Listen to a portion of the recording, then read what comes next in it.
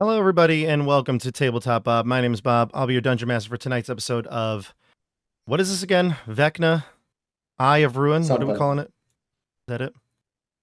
It's not It Keep is- on the it is Borderlands definitely anymore? Eye What of Ruin. happened? Not Keep on the Borderlands, not Wild Beyond the Witchlight, not Hidden Shrine of Tamochan. It is Vecna, Eve of Ruin. Welcome, everybody. Welcome to the channel. Welcome, YouTube chat. Good to have you here. You'll notice one of us is not here. Joey is not here. He will be here soon. So when he does come in, he will take place of the Joey spot where Dasha's currently in, and we'll switch back to our 5-player view in a little bit. For right now, though, we are just going to play as it is because we got to get right into the game tonight. No more geography questions and things like that. We're just going to go right into the game. But before we do that, make sure you like this video, subscribe to the channel, do all the good YouTube stuff. Of course, we have Randall, let's say Joey, Dasha, Dexter, and John with us back again, and Joey will be joining soon. Before we jump in, what are your thoughts right now? What do you think is going to happen? Is there a possibility that this group is not successful in retrieving the rod piece, and is death on the table? That's what I want to know real quick. Go around the horn here. I mean, based on our previous conversations before we started the stream, based on some people's hit point values, seems like death might be on the table, unfortunately. Yeah. Unfortunately, for some people for whom death is always on the table on this channel. Yes, death is always on the table when you play with Bob, who is Sicilian, and it's a game of wits. So isn't death always on the line? I guess Both it cups really are is. wrong. I guess it is. Thank you, Dexter, for getting the Princess Bride reference. I love it. Hey, my Oh, cat's Princess named Bride. after his scene partner, so Mm. I fear. What about you, Dexter? What do you think? Well, based on some of us not being, I guess, so forthcoming with how our characters are doing and not realizing this, Oh. it's possible that some of us might not make it. And by that, I mean me. Really? Okay. What do you mean? What's Vogos doing right now? Well, he got hit pretty hard a few episodes ago by the moonbeams, if I remember correctly, and never recovered. That's bad. The moonbeams. You mean last episode when wait. Oh, you're There's talking two about from the episodes ago. Guardians? Yes. Oh, geez. Oh boy, you're in trouble. All right. when do you well, think you gave us a rest last? I don't know when you guys last rested. I don't know. Started. Yeah. We started from a rest. In the woods with Argentia. That was the last time. Yeah, you we rested. did. We got a short rest then. Yeah. Well, But we've had- it's we've going to had be 4 interesting. fights since. Yeah, 4 fights. You're right, and there's more to come. Randall, of course, you're the parent of this group. So what is your perspective on death here?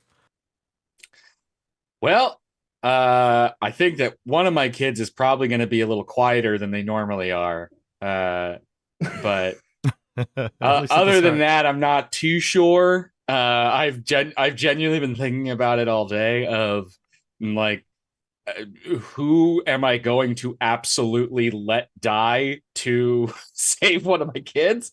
And I couldn't decide, so it's probably just going to be both of them. Okay. All right, John, we got to band together. We can't let this happen. I see it. Let's go, Dexter. We got this. Well, It's all right. I'll let the other guy die first. I can't even remember his name, so I'll Mohag? definitely let him die first. you would let Mohag is a fan favorite. Everybody in the chat, let us know how you feel about Mohag. But it would be sad to see the Keep on the Borderlands crew continue without him. I'm sure their characters would love that, but I don't know. John, what do you think? From what I feel like- heard, you've been trying to get him killed for a long time. So I'd be doing you a favor, right? Mhm. So John, well, no, okay. John and Sasori have been trying to get him killed for a long time. I'm not sure any of the other characters feel that way, but it's been my goal. It's been your goal to get Mohag killed. Multiple well, to cut his man bun off. That was the most important thing. Right. Exactly. He's a coward, but he somehow got strong halfway through our campaign. So it's really hard to understand Mohag. Well, it's kind of like anything, right? He leveled up just like you guys did. We're obviously we welcome Joey.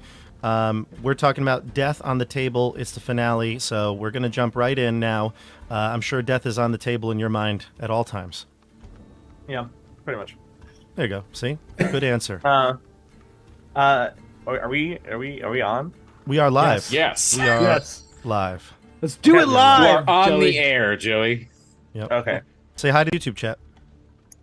No. Okay. Well, then they will not say hi to you. All right, so we're going to start. Live in Bushwick. Live As in a Bushwick. As a Actually, recap. okay, actually, what's up, YouTube chat? How we doing? Are you Oh, allowed so to now- say that? Can you say that? YouTube chat? What? Live in Bushwick. Oh, Casual doxing. Think Bushwick is gonna. We've talked about where we live before. We have. I mean, it's not like it's just a tiny little place. I mean, it's New York City. Huge. That's true. Anyway, we're going to start in the game right away. So here we go. Last time we played, it was a. I mean, basically, the last couple of sessions have been like almost like you just said. You've been put through the ringer. You've been combat after combat. You haven't had time to rest. You found yourself inside Three Moon Vault. You found a whole slew of different vaults that contain not only horrific creatures but also treasure troves untold. So there's no way to get in there. And in fact, Star, your displacer beast, is trapped in there as well. Mohag discovered the vaults, but everybody was heading that way anyway. It was a entranceway up to the ground level through one of the towers. And this tower was broken, so it's kind of had a way to escape it at the ground level as opposed to most of the other towers. You even saw an army out there. You ran into a snake called Crevicius, who was a Naga. This Naga, it could speak to you. It's a highly intellectual creature. In fact, it was here long before Lord Soth's and Teramini's forces took this place over. So its loyalty really lies to the fortress and to the spirits of the moon. And it told you that you should check the orrery because it'll give you a clue as to how you can stop the ritual that Teramini is using the rod piece to conjure here. She's trying to use that moonlight and manipulate it the same way she did for the Blue Fire Wardens, and this time it could be permanent. So you have to stop this, and she has the rod piece, so that's also a goal of the team. And I think we are, at this point, we headed up towards the Rookery, where you found these undead rocks, ROCs, and they are transporting you to and from each of the towers. And we're going to do this one Theater of the Mind. I think it's easier than the map, but just as I described to the group earlier, it's basically this fortress is 3 large towers. So the fortress, obviously it's a big keep, but there's 3 large towers, and the rocks will take you from each one. There's one to the north, one to the southeast. It's just really more northeast, southeast, and west. That's really the directions. And you are currently in the west tower, about to embark on these rocks, if that's where I remember correctly.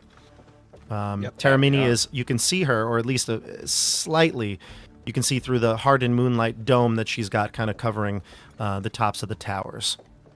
So, And just so I'm confirmed, my thought is confirmed.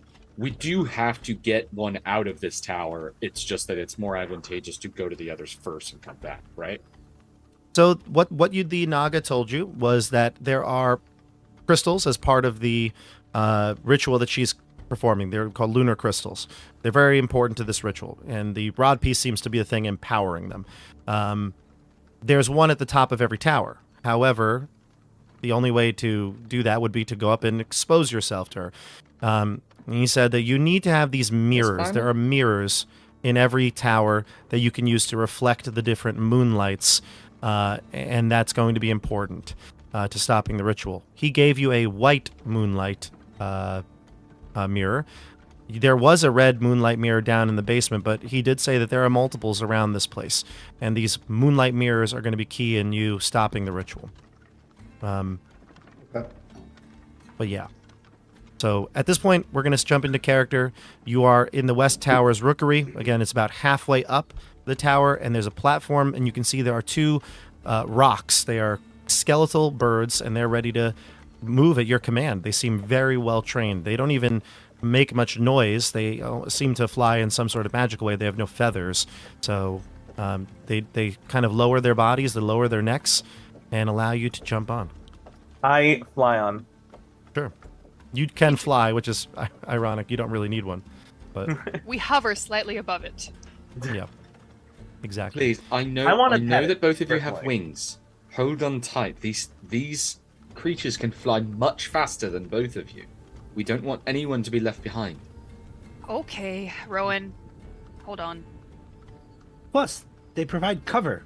Don't be crazy. Sit down, relax. Wait, they don't provide cover. They get hit. If People they... from below can't see it. No, they do. There's a blanket on the side of them. You can just put it over yourself. And that's what they look like. Putting their artwork up on Roll20 right now. Oh, that's cool. That's pretty cool. Ooh. Is that me?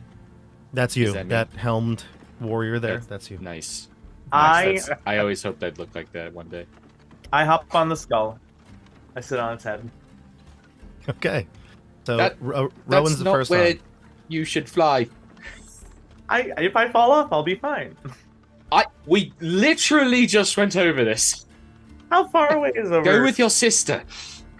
No, I want to be on the head, and I like hold on to it and I hug it. Rowan, and she'll fly up to him, and she'll like grab his shoulders. Rowan, I know you want to sit on the skull, but right now it's really important that we listen to Quentin so we can get there safe. Hold on. I want to make an animal handling check. It is not These an are animal. not animals. Oh, it's not. It's what? Oh, It's not an animal. These are undead monstrosities. But it's an undead animal, no? Hashtag not my 4 rock. seconds from casting suggestion. I want to try and make it purr. 3, 2. Okay. You could try. Can I make a test? The handle animal wouldn't be the test, but if you want to try to like in some way manipulate its mouth or something like that, I'm not sure. I just want it to sort of like purr. It doesn't have vocal cords, so or lips, it's- so Also, Or it's a bird, skin, not a cat. or- it's also a bird. Whatever not- birds do. Birds don't even exist. Okay? Can I do a opposed strength check to just drag him back to where he should be sitting? To be fair, it can fly with him there. It's not gonna impede its flight. It's magical flight, I'm so small, Okay. Yeah. Okay. but I do Um, still want to pet it and get it to react. In yeah, some you're positive trying to you're stroking the skull and you're like, come on, buddy, purr, and the creature just like kind of like groans just a little bit like an undead zombie almost, you know. But there's no vocal cords, so you just hear like almost like bones, like kind of its jaw muscles or jaw joints See, kind of Ziggy, it crunching likes together. me. And then the rest of you hop on. Mohag is the one of the first on. He's excited. He gets on this creature and he tells the story. He's like, Hieronymus and Barrack and who else is on our team? Skeggy. Well, he's like, who else are there? They're never gonna believe what we've done. Well, it doesn't matter. None of this is real, right? This must be a dream, Mohag. I could kill you here and it doesn't matter. Don't know about that. He like puts his hand close to his neck to like guard it from your sword. And he's like, come on, let's go. Everybody hops on, and the rock, as soon as it does, it starts to fly. And now it's got a choice to make, and it seems like it does this quite a bit. It takes off, but kind of like kind of lets the momentum just carry it, and it's kind of waiting for a direction. So do you want to go in the northeast or southeast direction? Crevassus Northeast. didn't specify a specific one, right? He Like as did. like preferred. Oh, he did. The orrery is in the northeast tower. Oh, okay. Northeast. Then northeast, yes. And then you head I To the thought there was an orrery. orrery in both. No, not in both. Only in the northwest tower. So you head to the orrery. The rock goes to the other rookery on that tower, and will allow you to depart. And it kind of stays there. So there's 2 rocks. I think they can carry at least 2 or 3 people each. So I think because Siggy and Rowan can fly, if you want, you can all kind of just take one. Their body weight won't really make much of a difference. So your rock flies over and lands on the rookery, and the rest of you hop off on the platform. Now, when you get into this tower, there are stairs going up and down, spiral staircase, just like the previous tower you were in. You get the just sense, though, before- that you need to Just go before we down get to the because... tower, I want to pretend to fall off. Sure, you can pretend to fall off. Yes, you can fall, and it'll prove Oh, Quentin wrong. God! It'll We all prove ignore Quentin you. wrong. We agree. I ignore it. Yeah. Oh, you guys are no fun. I like fly back onto the platform. Mohag was worried. He had for a moment flinched to grab you, but so when you get downstairs, because again, above you would be the dome, the moonlight dome, and below you would be presumably where where you met the shrine, the Naga at the shrine. That's going to be a larger chamber down below. So a large model of a planet and 3 moons hang in the center of this high-ceiling chamber. You're descending the steps, so you might be at first eye level with these, objects, and then eventually you get to the bottom, and they're about 30 feet up above you. The celestial bodies are affixed to bronze rings via delicate rods that move slowly under their own momentum. The device is illuminated by a beam of red moonlight that emanates from a mirror mounted 20 feet up.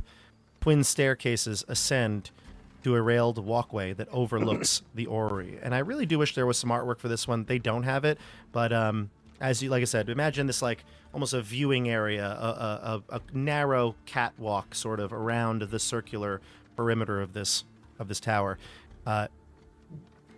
There is something like that you could go on if you choose to do so. When you get close and Valandar sees the light, he immediately retracts. He steps backwards, and everybody's starting to descend. Some people see this view that I just explained to you, but he's at the top of the steps. He knows what'll happen if he goes into this moonlight. Is this red moonlight? It is red. Yeah. Yep. Oh, okay. And Yes, the mirror that is should not come with us. yeah, and the mirror that's in here, is reflecting it, is like a bigger version of the one that he had. One that would be like maybe half the size of a person, maybe 3 feet or whatever. The one in his room was much smaller in that little dungeon cell. But this one fills this large orrery with red light. And he says to you, Siggy, after you suggest he stays, he says, I believe you're absolutely right. I'll stay here and look out. If there's any noise or anybody coming this way, I will howl down. But I have this Be very large helpful. Jerusalem cloak and a wheelbarrow. Would that not protect you from the light? Why are you carrying a wheelbarrow? You have a wheelbarrow. Nobody asked me why I wouldn't have one. Do you That actually is- have a wheelbarrow? It's a Princess That Bride logic cloak. is Oh my truly insane. Sorry, this is all Princess Bride quotes. I forgot about that. For days, we. Jeez. How come you did not mention that among our assets?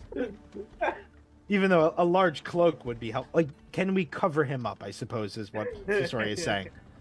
He says, I'm not willing to trust it. Even if it works, the consequence of it not working is me losing control, potentially killing one of my friends. I won't risk it. I'll wait here. I think that's for the best. Yes, you wait. I'll wait here. I'll stay on guard. If I hear a movement of troops, if I see Teramini moving, then I will howl down, and you will know. Perhaps Mohag should stay with him. Mohag's like in the orrery, and he's like, wow, Sasori, they're never going to believe this. Why are you already... Fuck. This is why we want him dead, Quentin. Can you grab that mirror, Who you asking? Rowan and Siggy? Oh, the I flyers? think so. You can try.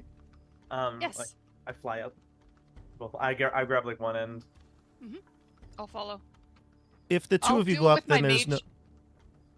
Actually, how heavy is it? I was going to say, it's like 3 feet in diameter, so it's not said that big, but I think if the 2 of you are there, it is attached to the ceiling, but if there's 2 people pulling on it, I'm not going to have you make a check. You can break it down. Okay. Yeah. Excellent. Carefully.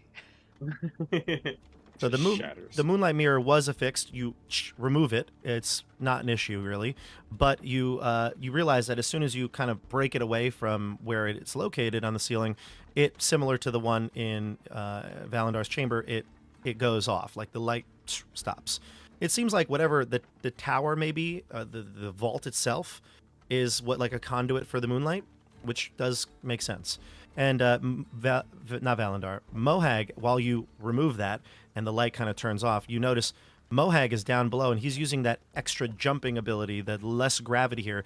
He's trying to reach up and like touch the orbs, those representing the moons.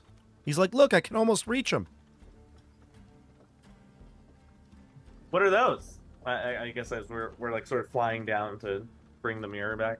They must be the moons, he says, and he's like he's like an inch away from being able to like touch the moon. He's like a kid trying to touch a basketball hoop. He's like, just there.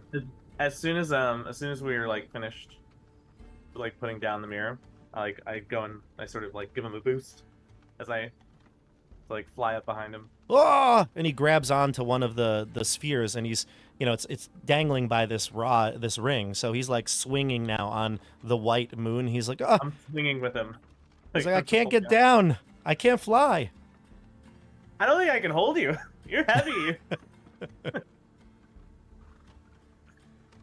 This was a mistake. Siggy, could you go help your brother get that idiot down from a planet? Sasori Yes. specifically turns his back to Mohag and pretends like he doesn't know him. Thank you. I will gently set my end of the mirror down and fly over to help. I'll grab this arm and you grab that arm, and then we just Okay. like move. All right. Is there anything else that we need here? Is there anything else that anyone's seen around that could be useful or helpful to whatever is about to happen? There are a couple things that you can do here.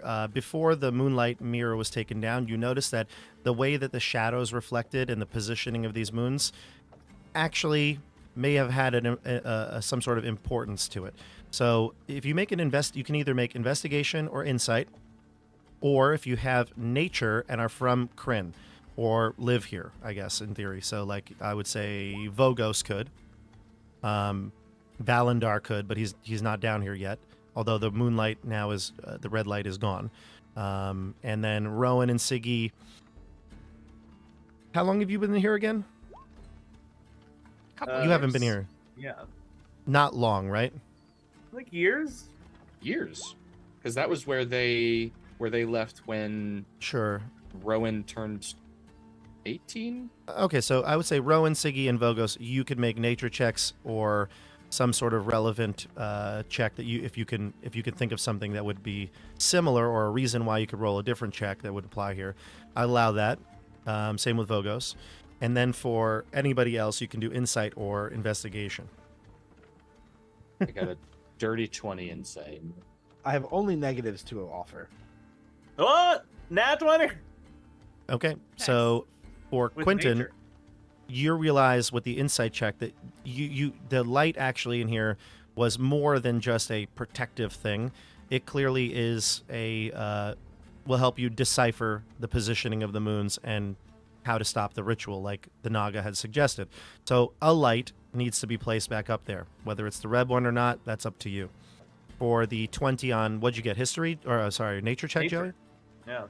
For the nature check, you recognize that these are the moons. The red moon is called Lunatari. The white moon is called Solinari.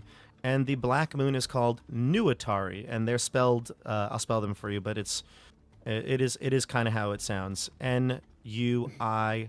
They all end in like ARI. Nuatari. Lunatari is Lunitari. Solinari, Solinari. And again, Nuatari is black, Lunatari is red, Solinari is white. They are representatives of the three moons in Kryn. I wrote that down. That's what you know. So you don't have to write that down. Your character knows My that doctor because doing it. I was like, okay. I wrote it down.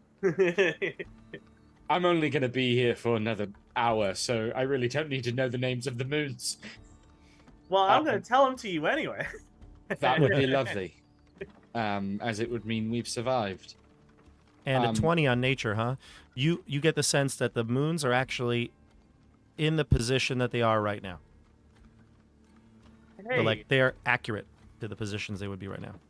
if you look outside, like the moons are actually like the same as they would be outside.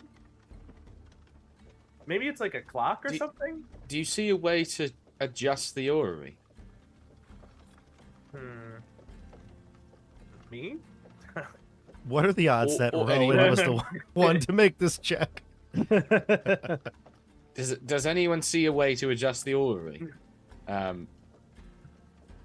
guess. Like, does Siggy? I'll fly back up and see if there's anything I can see on or like around Siggy it, is the like a best lever investigation. or something. Arcana check, please. Oh God, it's Arcana. I've been rolling terribly. 8. Oh, I was hoping it was going to be your investigation. You don't know, but it doesn't look mechanical. It looks like it might be some sort of magic that moves them. I think it's magical. I don't see any levers or buttons, and I think it's just mimicking what the moons are doing outside. Very well. Maybe we can move the moon. Do we see a direction that they're moving? Like, can we see a visible... We've been in this Mm-mm. room for a few minutes. Like, does it look like they're Nope. rotating in any direction? No. So we need to have some of this mirror, but we also need to put mirror in here. We need to have this lit up. That's or what was you it that we gleaned had from... to is the use of the mirror to put it into the orrery, or is the use of the mirror to take it and use it in the ritual, or like against her during the ritual? The Naga said that you need the mirrors to disrupt the ritual above. However, the orrery seems to function and use some sort of mirror as well. When you came down here, before you like really analyzed anything, you ran up there and took the mirror down so that the red light would not shine. However, it seems like maybe that needs to be placed back. What if we put back the other mirror? Yes, I think that I agree with you, Vogos. I think that may be a better idea.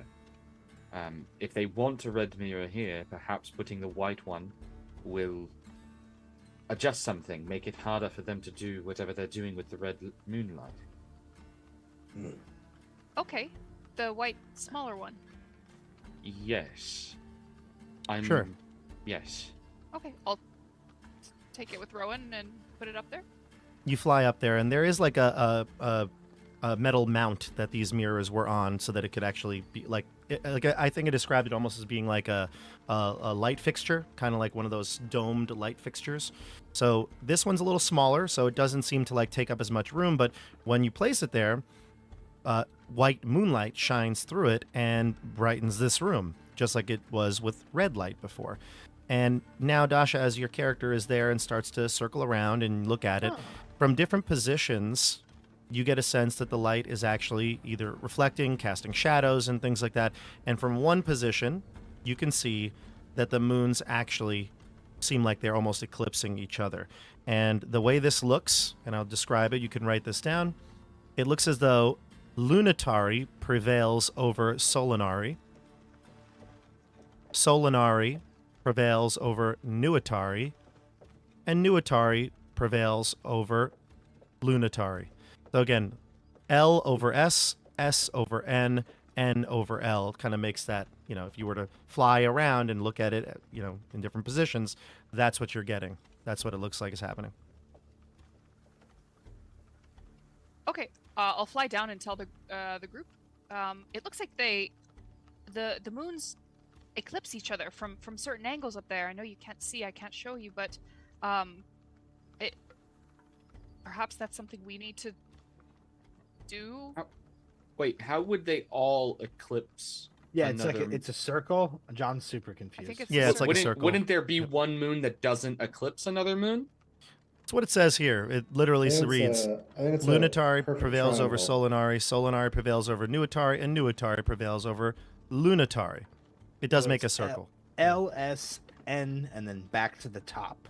L over S, S over N, N over L. Exactly. So they're in a circle, and depending on where you are, that's how you. Yeah. around Yep, the circle, like that's from how you see- Europe Okay. flying up there and putting the mirror back, when you move around, you can see it, and that seems to be what happens. Like, they do seem to eclipse each other, and it goes in that order.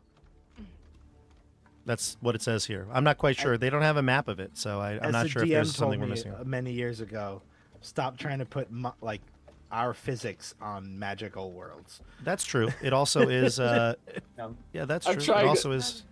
It's I'm I'm trying to not- think of if there's a triple eclipse, there would always be one moon in the back. Randall, I'm with you 100%. I was like, I'm sitting here. I'm like, okay, It's L, magic. Brain's breaking. It's S, N. Okay, That's I got it. cool. Wait, N Mhm. goes over L. L's the first one. I'm with you. magic. It's magic. It also is visible if people were to try to use their jump ability. If you jump up into that height, you would be Okay. able to view it, but it would be, obviously take you multiple jumps and moving around and such. But Siggy, since she's able to fly, she can kind of gather that that's the sort of the order of the moons. Or at least how it's meant to be from the light source as it reflects. This is one of those where I really wish there was a visual. Yeah, Yeah. That would be they don't. fantastic. they constructed a Yeah. puzzle that is specifically based on light and physical positioning and gave no visual in the Yeah. book. There's actually there was a how you module, and I visually can't remember which represent one. Do you guys know what Mobius strip is? No. Yeah. Google Yeah. Mobius strip. That's Okay. what we're looking at. Something with no beginning and no end. That's my. Okay, yes, that's okay. Yes, I do know what you're talking about. If only they said that. Hey, anytime, Crawford. Anytime you want me to write, I'm here for you. Well, he's retiring, so Okay, so oh, perfect. Thank God. Ooh, Uh, shots so- fired. Does it look like they are like when the light is shining? Is any of it being specific? Like, is there a point that's triangulating off of all three, or are they? Is there any common point? Like, is that where she is, or no? it doesn't say. So I'm gonna go ahead and say no, probably not. But yeah, like I said, it says that if you do what you did, that you would gain this insight. That's the order of the moons in this moon cycle right now. So it was white over red, red over black, black over white. L over S. I'm gonna go by the names here because they don't say white; they just say the names. But Lunatari over Solinari, Solinari over Nuatari, Nuatari over Lunatari. So L over S, S over N, N over L. And you feel like this is right. Like this is not like something that you can misread. It's like once you put the light in here and you see it, that's what happens. It's not like Okay. you made a bad check or something like that. All right. Yeah. Well, I think that there doesn't seem to be anything else that we can do here. We've changed the mirror to be the one that was not intended. Perhaps that will muck up this ritual if we are to swap the light. I'm hoping that when we go to the next tower that there will be a black mirror, and a legally distinct black mirror, a mirror made of black glass. I don't want to lead you the wrong way, Quentin. I'll let you know. You need the mirrors up in the dome, is what the Naga told Yeah. you. So then how do we put the mirror in here? We only have 2 mirrors. We don't need it. We figured everything out. Take it. Yeah, There the are more Ori is mirrors just around. We don't need to leave it in the thing. We just Correct. need. Oh, I thought you were saying we need to leave it. Okay, then yeah, No. let's take it the fuck out. What if we Yeah. smash the moons? Rowan, Siggy, take the mirror down. Okie dokie. Aye, aye, sir. Yeah, you fly up, grab the smaller white mirror. So now you have a larger red mirror, a smaller white mirror, and yet no legally distinct black mirror. So Is the red mirror shining? not when you remove it from the tower. Okay, then we should be fine just bringing it back up. Yeah, when you do bring it back up, Valandar is there peeking out into the rookery. He sees, he's looking up at Teramini, and he says, I think I figured something out. What is it? He says, oh, good, you were able to get the mirror. Excellent. Oh, were you just talking to yourself? Oh. No, he realizes that when you come up and you have the mirrors, he pauses and says that. And he says, look at her right now. You see that? She's in a dome of hardened moonlight. It will be impossible to get to her. What can break the Is- dome? Oh, I thought there was going to be more. So, how would we break the dome? What is creating the hardened moonlight? I thought that was something that the vault made. Exactly. Now she's encased in one, performing the ritual. Unless we can cast Sunburst, I'm not sure what else there is to do. So we need to pause, find an 11th level cleric, and then come back. Well, there's no time Are you for saying that we're fucked because I didn't choose the right class? We might be, he says. Apparently.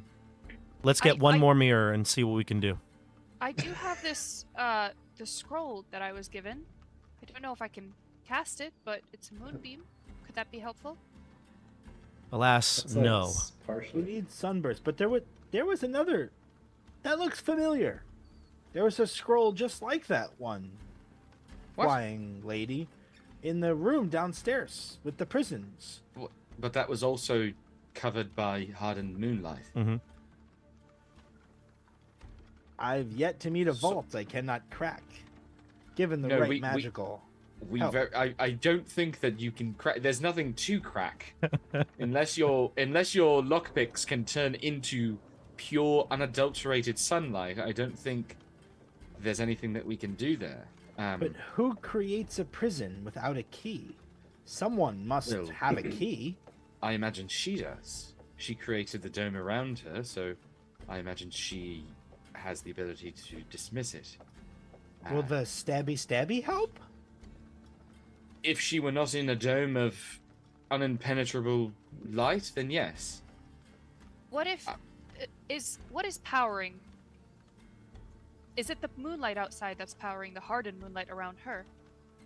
From the 3 moons. When Quentin made his check on the hardened moonlight last time, he didn't believe that the moonlight had any effect on this. This is like a power that the vault can sort of do. Maybe she has the ability to harness it or manipulate it, whatever it might be. But no, it's not like the moonlight can affect it.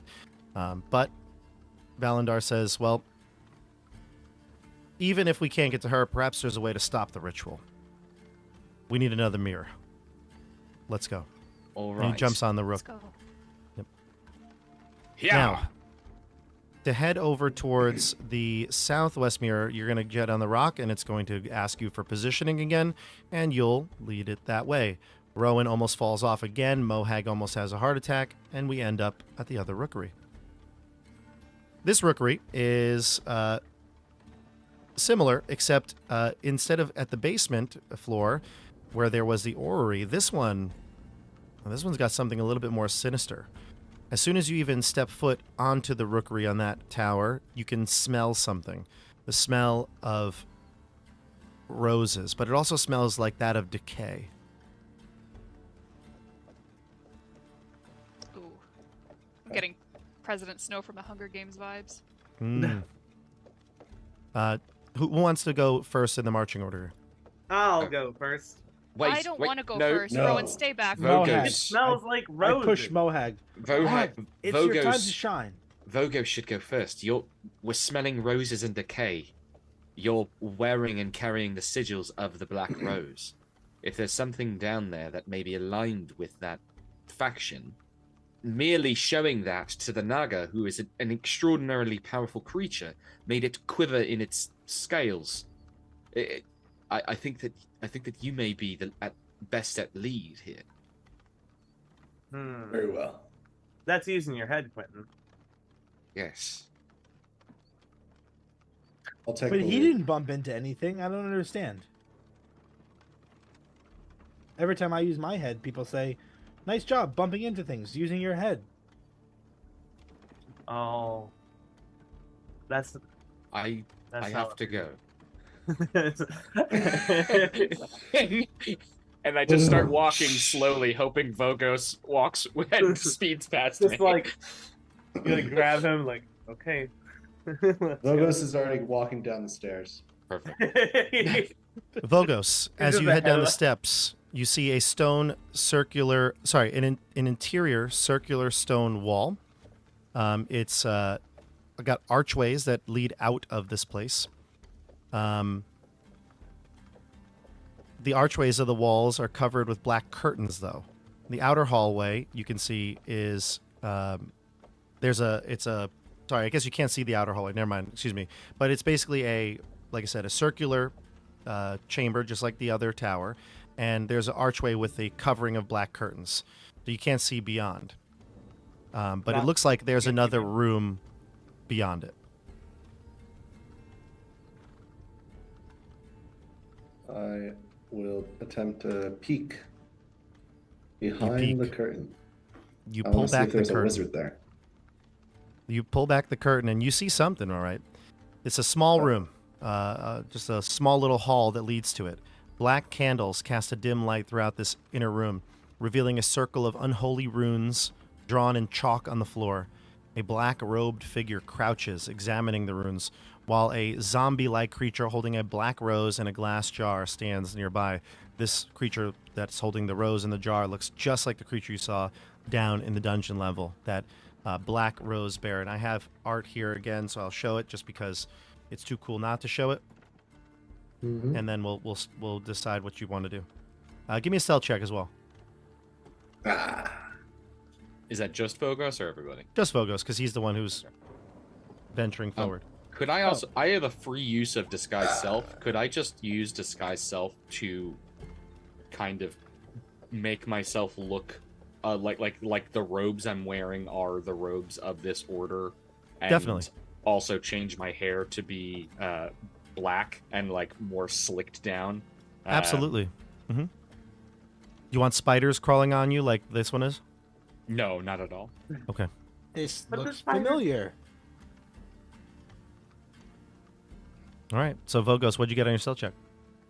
Yeah, I tripped over the curtain and fell through halfway.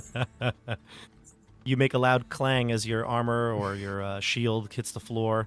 The creature and the black-cloaked man looks around, turns around, but sees immediately, you have the symbol of the rose on your shield, you're carrying the sword, and he's like, good, the new recruits are here. You there, step forward. I step forward.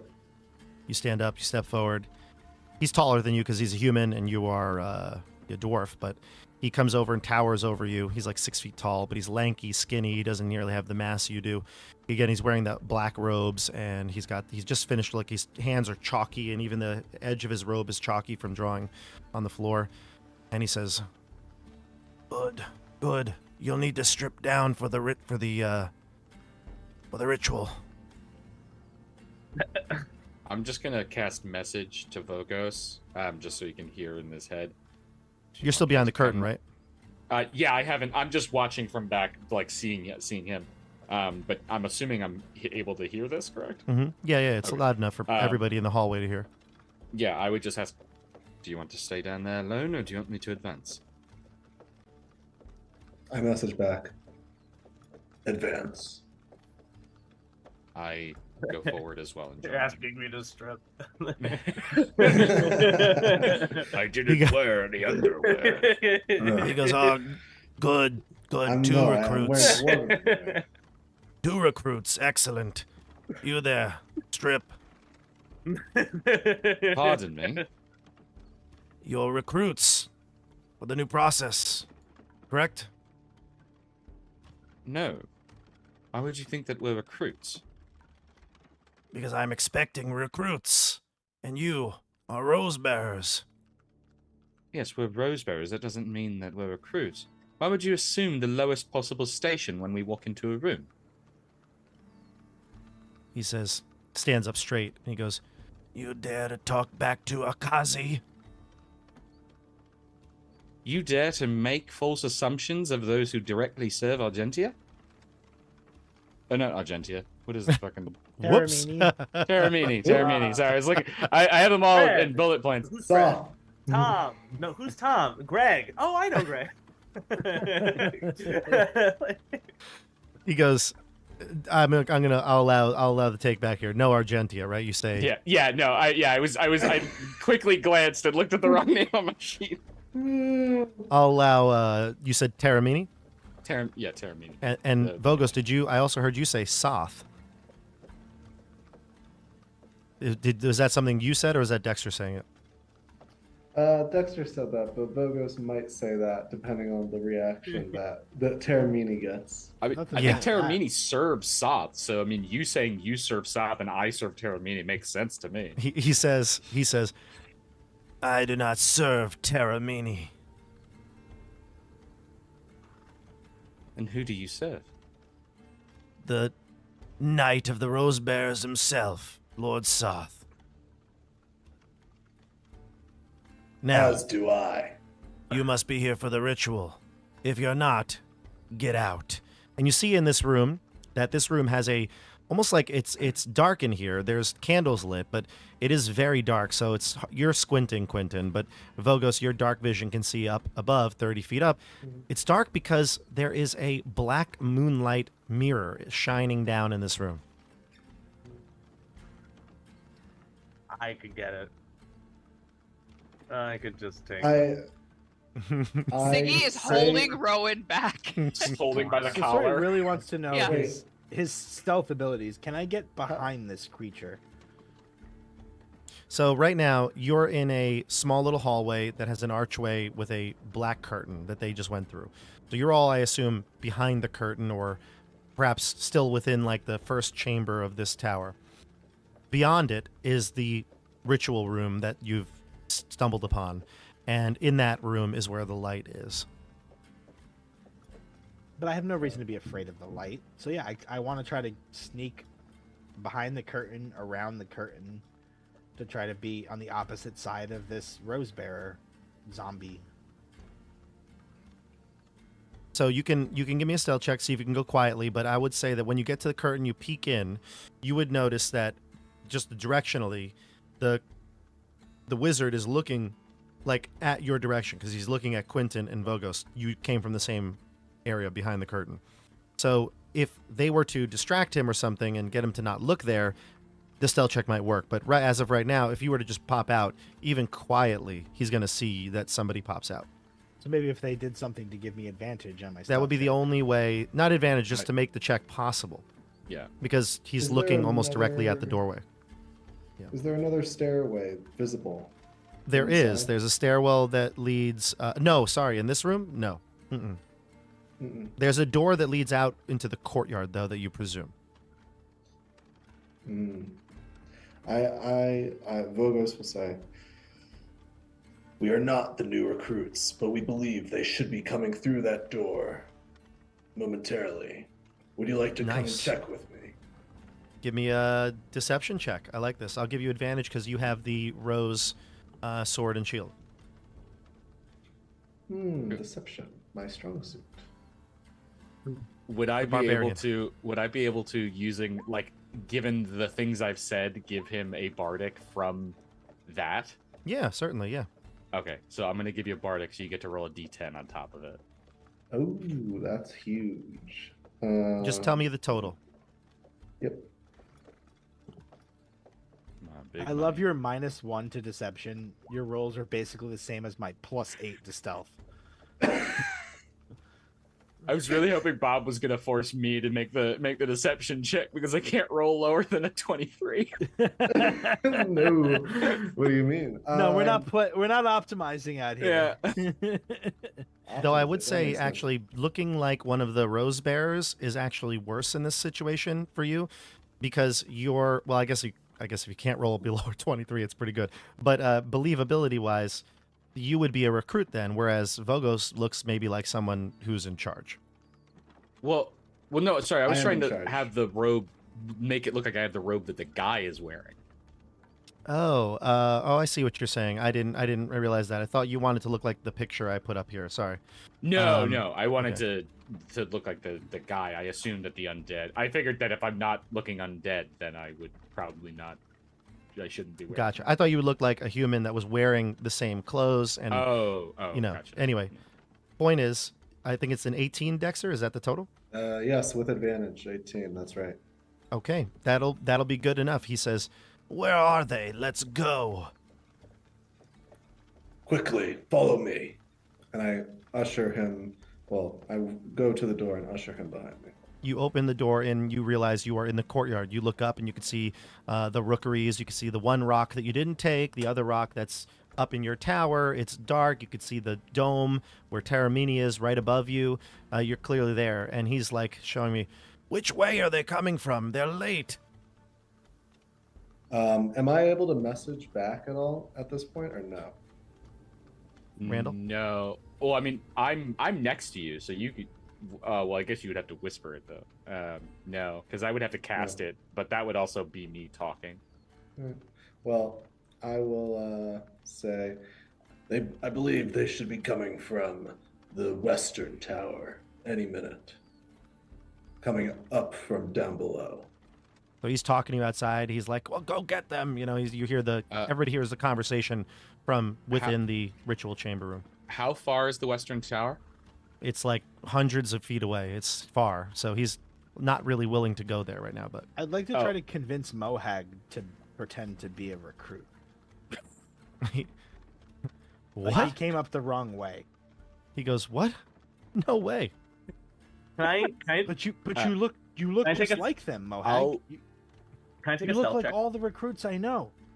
I will be right there to stab him behind when things go badly. But you Yeah, are I so don't think- strong and such a recruit-looking individual. You're the best recruit I've ever seen. I'll roll a deception if you want it. He's not gonna. He is not. There's not a chance that you're gonna make him go out there. But DC 400. you can make your stealth check. You and Joey. I think Joey, you said you wanted to go out there too. Siggy, I don't know if you're inclined to now enter the ritual chamber. There is still the zombie there. It's just kind of standing there. So, like, it might be in process of becoming a black rose bear. So right now, it's up to you guys how you want to do it. But if I'll take stealth checks if you go into the room. 26. 27. Ah! And John, I Had technically to rolled one up me. You came out I- first, and now you're. I technically rolled one earlier. That was a 13. oh, okay, gotcha. Well, this creature seems to be not very mindful and paying attention of its surroundings. It also, like I said, might be in the process of being created, so it's not very alert, although it does seem to move and gurgle and do some undead type things. But the three of you enter the room now, and Quentin, are you still in this room? Yeah, I'm standing right beside Vogos. Valandar and Vogos left. He went out the door, so are you in the courtyard now? Yeah, I would have been following close with Vogos. Yeah. Okay. Valandar will whisper to each of you as you're about to go in. He says, get the mirror and get out. And he's going to stay back with Mohag because they're not nearly as stealthy as you are. When we're in there, I'll like sign language to Rowan, like pointing to me, pointing to him, pointing up, and then like shh. I was just about to say, what are you signing? Because I had no idea. Yes, yeah. You and me go up, get the mirror, but be quiet. It's a twin thing. You wouldn't It's understand. a twin thing. Yeah, we just telepathically communicate. Okay. So the two of you go up, and Sasori, you see this thing. You can't fly, obviously, so you're still on the ground level. You see the black rose bear, the image I'm showing you right here. And again, it looks like it is in the process of becoming whatever horrific monster that you saw down below. The one down below was like a fit of rage. It was like kept there because it needed to be contained. This one looks so tranquil and peaceful for the time being. What do you do?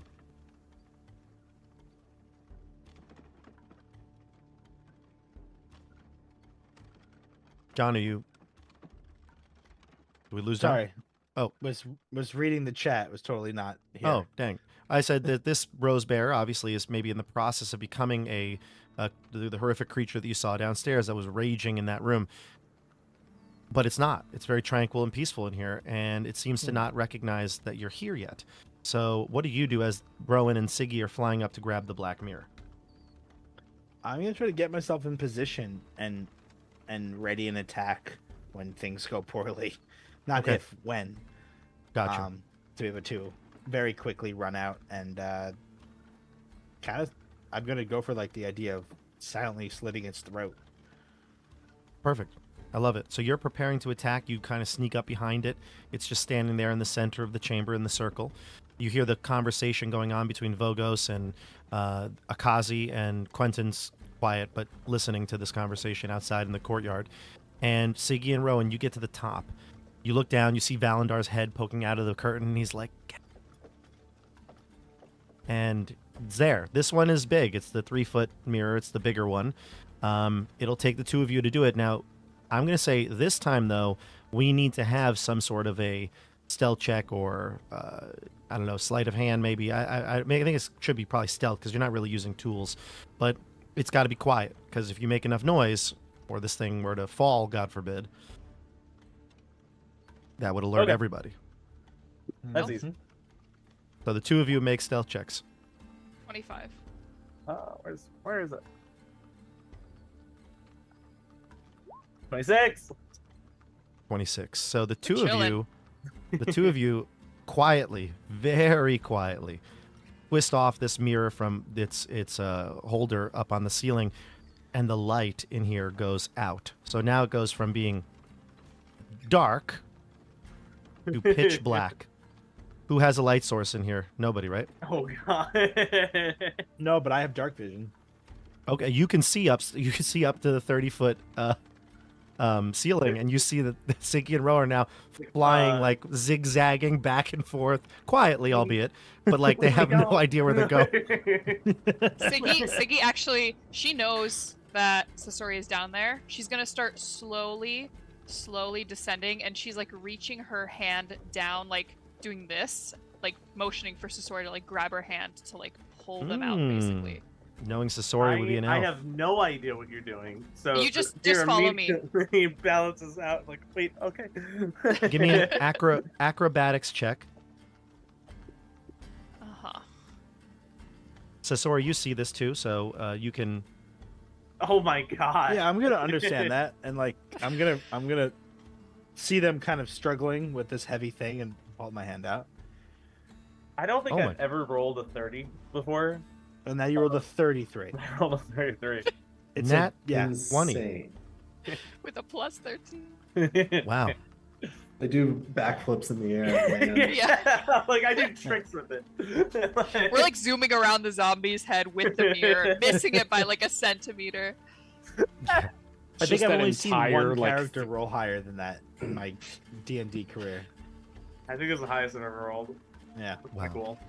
Nat 20. Wow. Yeah, so you do the flight of the bumblebee, and you get all the way down to the bottom, behind the curtain, before anybody can react. So, sorry, you're amazed at, like, because Rowan had no idea where he was going, but I guess coordinated with his sister, the two of them were able to get back down. You lent your hand up, so gave them, like, countered the disadvantage, and were able to get them down below and out of this chamber with the mirror. Quentin, you noticed that the light went out into the other room, but you've heard nothing. I have a question. So this guy, what did he say? What did he say his name was? Akazi. Akazi. Does he look like a mage? Does he look like Yes. a necromancer. He looks like a mage. A necromancer, yeah. Oh, it looks like a necromancer. Okay.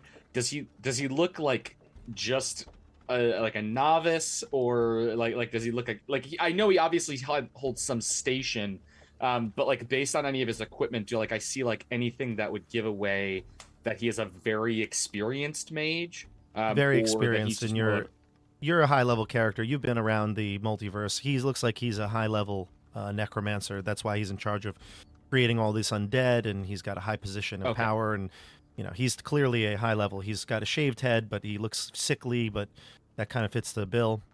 He's definitely powerful, you can tell. But he knows his he name. Does look humanoid, not undead, correct? He does look human, yeah. Mm-hmm. Okay. I'm gonna just kind of put a hand on his shoulder, and just say, questioning authority really doesn't go well when you don't know where you stand. And I'm going to use unsettling words and cast dominate person on him. Sweet. Oh, let's do it. Oh my. So he has to roll a wisdom saving throw, and he gets to roll a minus D10 from that save. Holy shit.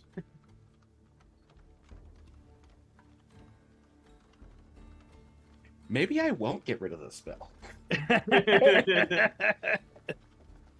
Oh, I love Bob's face right now. He's like, wait, Dude, like, what can I how do? do I do? What can I do? How do I twist Shit. the Oh shit. I have all the powers of a narrator, and yet I'm powerless in this point. Give me that CR something mage on our side. It's like, wait, what? Oh. He damn. failed. Yeah, he did. Unless he Amazing. by default.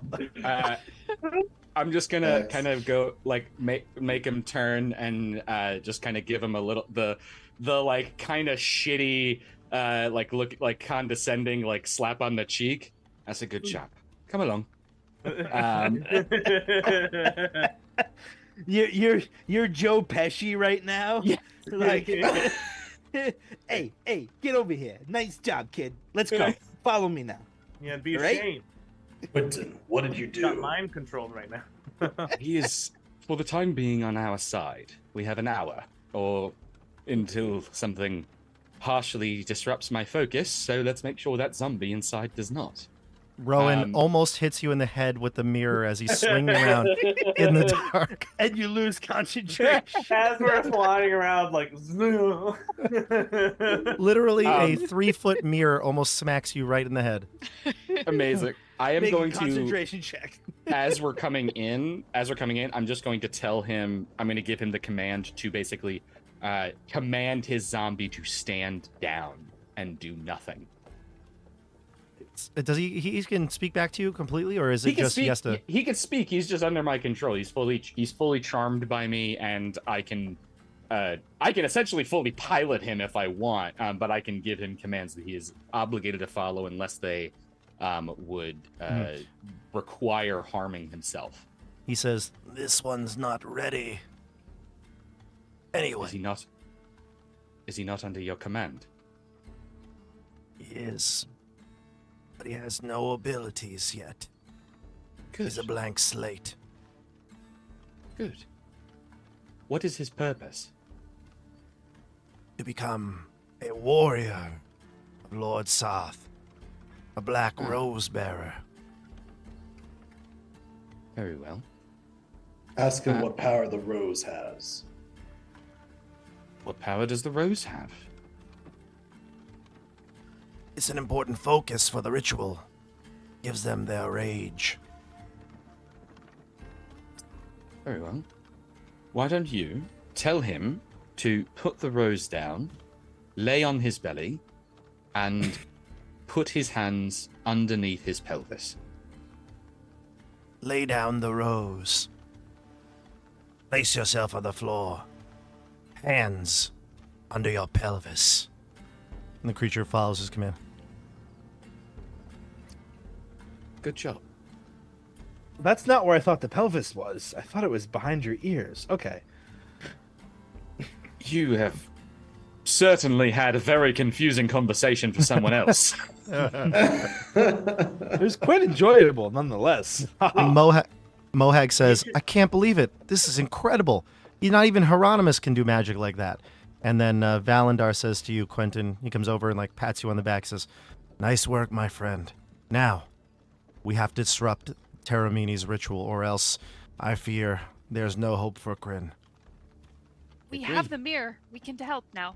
We have the black, the red, and the white. That we do. Well, I think we should make our way then. I tug on Quentin's robes, and I'm like, Yes? you should tell him to get that thing to cut its hands and feet off. That seems entirely unnecessary.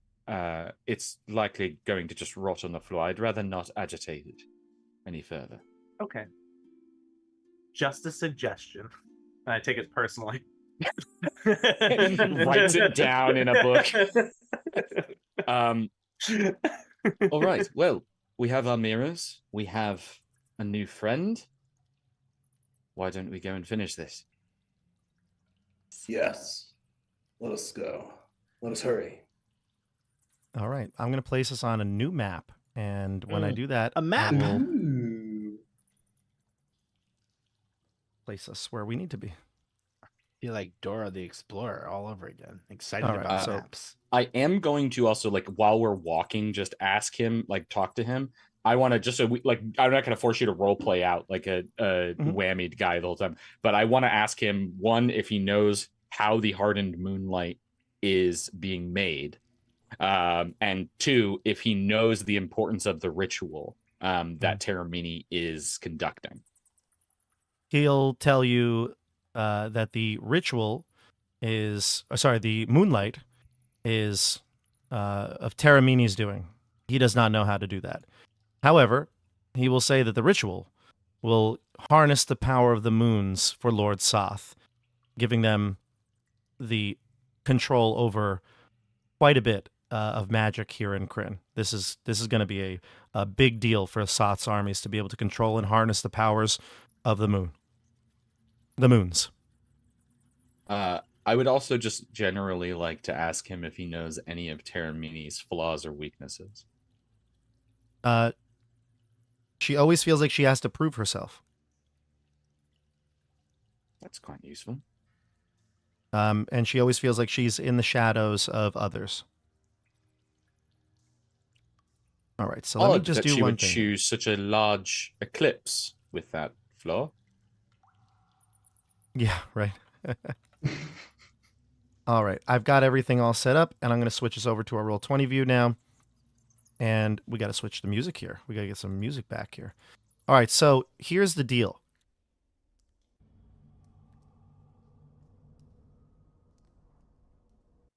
Come on now. There we go. So, you head up to the upper level. You're coming from the southeastern tower. So as you come up, you'll see your tokens are placed here. The necromancer is located right here. He'll be with you and still following your command.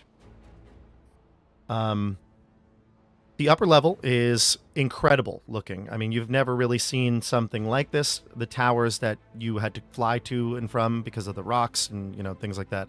And there's no like way platform to get through. You now see that these towers are connected by these hardened moonlight paths. There's one immediately outside of this tower, and it connects to a large domed platform. It's pretty level, but it does have sort of like a curvature to it. In the center of the platform, you can see Teramini. And if you didn't know her, this is the first time you're seeing her. But for those of you who know her, like Rowan and Siggy, you've at least seen her before. Here's the artwork. It's really cool.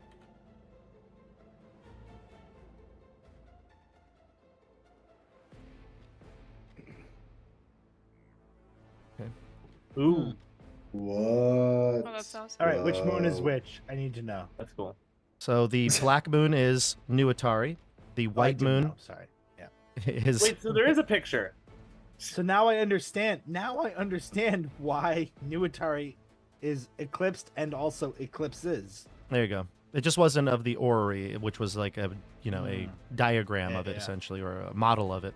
This is the actual moons, and you can see the hardened moonlight that she's standing on. Now, she's actually surrounded by a layer of it too, just like the ones that were in the the vaults down below. So she seems to be rather well protected. She doesn't seem to notice you from the tower. Sure, she might be facing away from you anyway. I think you came up the black tower, so she is facing away from you, and she seems to be focused. But immediately, Quentin, your eyes go to the rod piece. She's clearly holding one of the rod of 7 parts as was described to you, and she's using it to its power to bolster the lunar crystals. And you can see one. As soon as you got up, there's a lunar crystal in the room that you're in. It is black. It's glowing and pulsating with a dim black light, but it's a lot more energy than before, than any of the mirrors you've seen. This thing is like surges too. As the crystal surges in the center of the disc, the ones that are in each tower do as well. And let me describe to you the top of the tower here, because this is a very unique location. You are surrounded by glass that seems to be enchanted. Right now, only black moonlight is coming through your glass. The glass is kind of like, I want to say it looks like a stained glass. Okay, so imagine this one's like blackish gray stained glass. And if you were to leave and you can see the exit here. Like when you step out here, all the moons are visible. Like when you look up through this glass, you do not see the light of the other moons. It's almost like they disappear. Only the black moon is visible. And so you would gather that this tower that you can see red emanating from to the north, only the red light comes through that one. And then similarly over here, and it's a little hard to see on Roll20, but there is white, and you can see there's black, white, and red here. And the white light is filling up that chamber. So you would presume that in these glass enclosures, only the light that is designed to go through these penetrates. Do you have any questions? Because I know this is there's a lot of like little things that I had to describe. So let me clarify anything before we actually tell me what you're going to do. So she's in the center. She's in the center, and she's encased with hardened moonlight. You're in these like little enclosures with glass, and the moonlight of that moon is coming through. So you can see black moonlight from within it, but if you peek your head out, you realize, well, there's 3 moons in the sky, but only the black one was coming through the glass. And you presume that would be the same for the red and the same for the white. I think I get it. Where is she? You're telling me she's here? She's in the center. I'll put her token there, but she's in the center. So she doesn't see you yet. Maybe we need to use the mirrors to block certain mirrors to block certain kinds of light based on what we know eclipses what. You just can't see her because she's too far away, actually. Your token's light is not as much, but it's dim here, so I'll make your light a little bigger for everybody. Oh, you can continue discussion, yeah. I think that you're right. If we can divert the light from her, perhaps that will stop it. The red to the red, the white to the white, the black to the black? Is the light that's coming down here, is it shining out in all directions, but it's just stopped by walls, or is it only shining forward? So the light that you're seeing in this room, the black light that's filling this one, you get the sense that outside the black moonlight is penetrating this glass, whereas the red and the white cannot. So from within, and you look up and you can see that it's a glass enclosure. When you look up, you see the black moon, but you don't see the white or the red. But then you like just peek your head out to the actual balcony, or this hardened moon path. If you were to stand like right here, you would look up and you'd see, oh, there are 3 moons in the sky, just like we had saw, before. But it seems like this enclosure blocks the light that it doesn't want. So, it wants the black light for this black crystal, and it doesn't allow the other light in. How long would it take us to go, our estimate, to go back down with a rock to a different tower and back up to this position? Minutes, probably. Why would we not take a mirror to each tower from the bottom and then take one step through the precipice and block the light coming out and let her drop? I mean, does that... Maybe we need to block from in here. The black mirror here, the red mirror in the northeast corner, and the white mirror in the west. The only problem is that I don't know if the mirror is... I mean, the mirror may not be large enough to block all of the light.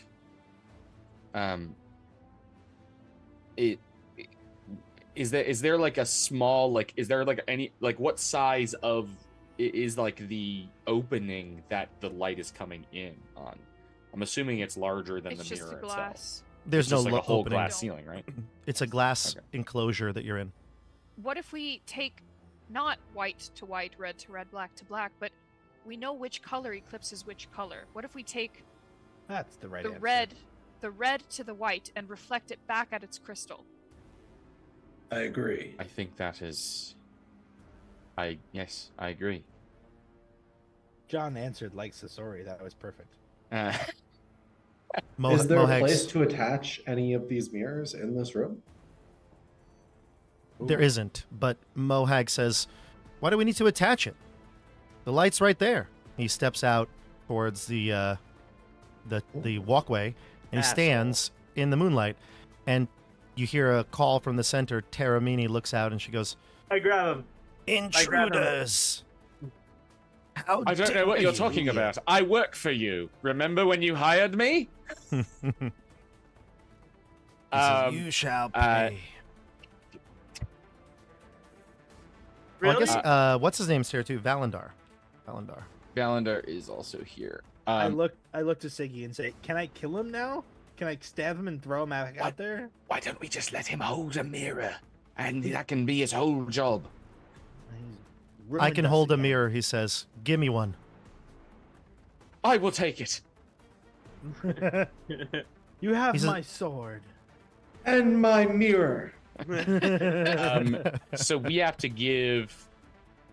So New Atari is prevailed over by Solitari, or not Solitari. It's Solinari. So we have to give him. That's the white, or that's the red, right? White over black. Oh, it's white over black. Okay. So we give him the white mirror. Yes. So we give him the white mirror, which I think is the one that I had. So I will remove that from my inventory. So it's L over S, which is red over white. Over white. Red over white. Yeah. And then. And so S you're over giving N, Mohag N the over- red mirror. Is that what you're doing? No. We're giving him the white mirror. The He's taking the over white. Black. yeah. Yeah. The white mirror. Okay, so he's going to stay here, is what you're suggesting, right? Mm-hmm. Yeah, because we want to.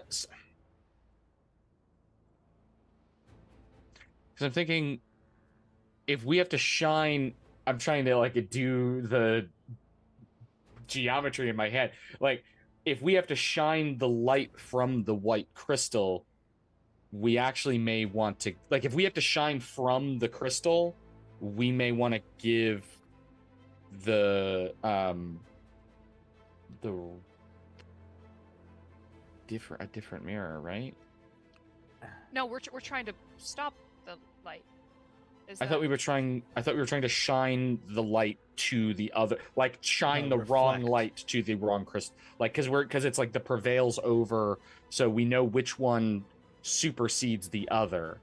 So if we shine the more powerful one onto the next one, then it might cancel it out. Valandar. Isn't it opposite charged idea. by the We were gonna moon? take- So if you just stand out there with the mirror, it should do the thing, I thought. But I don't know. Everybody's a bit distracted by Valandar as he stops what he was engaging in the conversation, and he looks out, and his jaw drops, and he steps over towards the edge where Mohag is, and you can see one of the fallen blue fire wardens is out there. You can see one of them. One of them died in the battle, a friend of Valandar and the rest of the crew, except it looks much different, like an undead version. And I'm just going to put it here so you can all see it, the artwork I've here. seen that creature when scrolling through 5e tools before, and I was like, where did this come from? And it was Vecna, and I was like, oh man, I really hope it's not in one of the ones I'm in. I've seen that thing in my nightmares. Yeah. Jesus. It's gnarly. So this creature, That's like Dead Teen werewolf. Wolf, bad universe. this creature steps out from the red building on Teramini's command, and you can see it takes its move, and it ends next to Teramini, and she says, "Kill the intruders." And we're gonna roll initiative here. Roll initiative, everybody. This is why we need to kill Mohag. I've been telling people for like 3 years.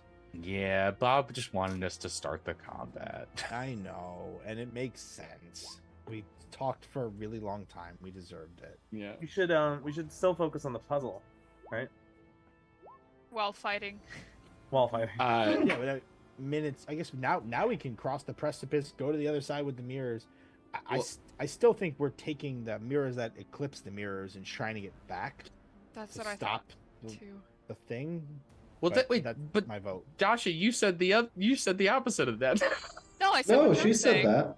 She I said thought that. you were saying to shine it onto the wrong crystal. Yeah, but I don't think you need to bring the mirror to the right crystal to shine it on the wrong crystal. I think it's powered by the moon. Yeah, we reflect back the light. You can just, test like, it hold when it at you an angle. you can test it with Mohag if you'd like, because he's literally standing there and Yeah. you can give him We the do. mirror. So, Yes. Yeah. Oh, shine the light. but let's go into initiative here. So I see Sasori at a 16, Vogos at an 18. Mohag is going to get an 18 as well, but I'll let Vogos go first because he's an NPC and you're not. Rowan a 13, I had a 14. 14 for Siggy. Quentin, what'd you get? I got a 10. A 10. 10 for Quentin. And your other friends got... Actually, they're not your friends. Valandar, I rolled for. No, I rolled for the Death Wolf and Teramini, so I'll roll for Valandar. And Mohag already rolled. And Akazi. He'll go on your turn. We'll just keep it that way. Oh, okay. That's fine. We'll keep it simple. So 13 works. for Valandar. He'll go after Rowan. Okay, but Valandar will have the last word as he's alerting you to the Death Wolf, and he says, he's a Blue Fire Warden. I'll handle him. You get to the crystals. And he's gonna turn into a hybrid form. That's what he'll do before the initiative rolls. We go to top of the order here. Vogos, you're up. So who's holding the mirror right now? Is it Mohag or is it still? I believe Siggy has one of the mirrors. Rowan might have the other, and who has the white mirror, the smaller white mirror? I had just given the white mirror to Mohag. Mohag. I was holding it, but I just handed it to Mohag. Perfect. And Mohag has it. He is standing there, and you can tell, like, once the mirror goes out of the glass enclosure and the moonlights can hit it, it glows bright, almost like a spotlight of white. So it's not reflecting anything while it's in here. Yeah, when it's in here, it wasn't picking up any light, and then when it gets Gotcha. out here, it is like a beacon of white, pure white Okay. moonlight energy. When he's moving around, does any of it shine back in? Well, on his turn, he'll shine it back in, like you Okay. commanded. Yeah, he's going next. So Vogos, you're up. Okay. So the two people that can fly have the other mirrors, which honestly I think is probably for the best. Probably for the best. So in that case, I'll just.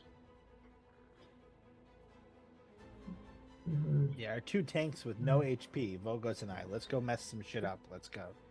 Let's go. Let's go. Let's go. Oh yeah, we didn't do a health check-in.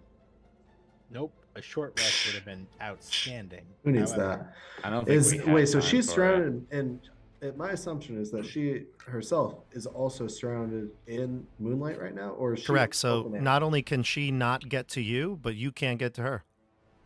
Excellent. That's what I like to hear. But maybe the other guy can. Yeah, okay. the wolf is not. He's just listening to her. Oh, it's literally just like her space. Yes, her space. There's. Gotcha. I guess I could do this. I could put her like at the center point, like that, Cool. and we'll give her a little circle. Can I ready an attack? Is that something? Yeah, There you go, can ready an Vogos. attack. Yeah, absolutely. Yeah, I'll just go out here and ready an attack. I don't know what else to do. Because I Okay. don't have a mirror, and I don't think I should have a mirror. It's okay. Mohag goes, and Mohag just stepped out into the light, and the mirror glows, and it doesn't have any like recoil. It's not a weapon or something like that. It's just literally light. But Blown he's off the side. But he actually, yeah, right. But he actually acts like it almost a little bit because he's like, "Whoa, ah, look at this, Sasori." It's not a I fire should have taken hose. his mirror. He's like, This is "Ah." like side character shenanigans. He's like- oh my god, the he's like- MacGuffin's actually really strong. He aims it into the enclosure of the black moonlight, and you all like this beam just penetrates through, blows right into past all of you, right into the crystal, almost like a magnet. The light just was attracted right to it, and it's starting to counter the dark energy of the black moon. And you could tell like Okay. immediately the crystal that's there, that's was gaining all the black power of the moonlight is starting to now shake in its pedestal there, and the black crystal is starting to shake, and you feel like after a few moments of this, that crystal will be maybe destroyed. Right. Well, red to white, black to red. I'll keep it here if I can hold on to it. It is just a mirror.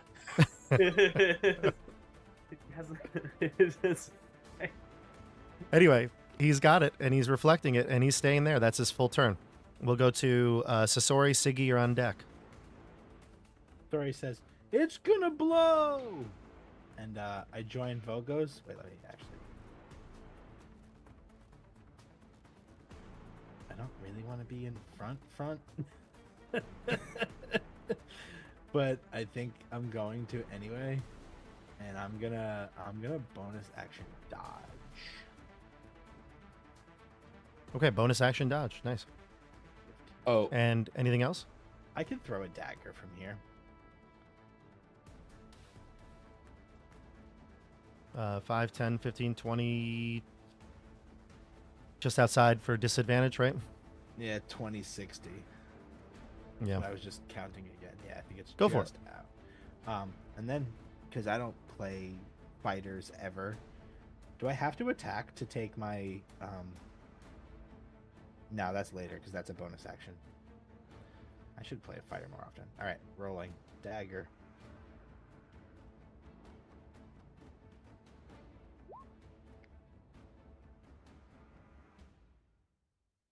Total? What'd you get? I didn't see the roll. I agree. It doesn't look like it rolled an attack roll. Oh, you just rolled the damage. Roll. You got to hit the attack one. The plus to attack, the bonus. I thought I did. There we go. 19. 19. It's a 19 hit. That'll hit. Yep. And so yeah, I get my sneak attack. That's 15 damage Okay, great. because I'm a swashbuckler. Great. by the way, Bob, is what's his dick? Just necromancer stats. Yeah, the necromancer stat block. Yeah. Okay. Language. That wasn't in It's character. not in the first 10 minutes. It's okay. All right, John. How much damage was that? 19. I'm sorry, 15 damage. Excuse me. 15. Why did you damage. say I wasn't in character in the accent? So unfortunately, John, the poison doesn't go through, but the rest does. So No. I did not throw my dagger of venom. I threw a non-magical standard dagger. so a non-magical weapon. Yeah, I would not throw my best weapon. It hits it and has no damage, no effect. I will tell that to the group. Yeah, I was so scared that was gonna happen. Yeah, no no, effect. But I'm not throwing my freaking magical weapon. Fair enough. I agree. Fair enough. All right. That's Next up would be Siggy. Rowan, you're on deck. I only have 3 more of those, by the way. But yeah, I tell the group that it didn't work. Non-magical. Siggy will take. I think she's the black mirror. I wanna The say. legally distinct black mirror. Legally distinct, of course. If I think that's the one I had. If that's the case, I will take that and fly as fast as I can. I'll double move to the red area. In theory, you could triple move. We discovered this last. Well, that's right. I can triple move. Yeah. So, let's see. Where was I? Oh, I'm right. I'm far in the back. Joey, what was Rowan's initiative? 13. He's going next. Damn, I was hoping you were gonna go after me. So I'm flying, and I think I end up right about here with my. Oh, sorry. No, 90 feet. What am I doing? You're going to use your bonus action to dash. Yep. Yeah. I'm gonna go as far as I possibly can. So I think I just end up in the red light. Gotcha. And as you exit, just like Mohag's mirror, your mirror starts to emanate the. What was it? You had the I black have the mirror. black mirror. So and I'm going black towards the- energy light is, moonlight is protruding out, almost like a bullseye lantern. It's just a beam coming out of it. Mhm.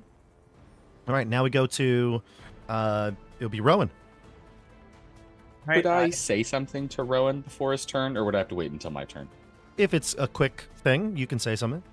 I'll just say to Rowan, I can have the necromancer take you with him to the other side. I fly away.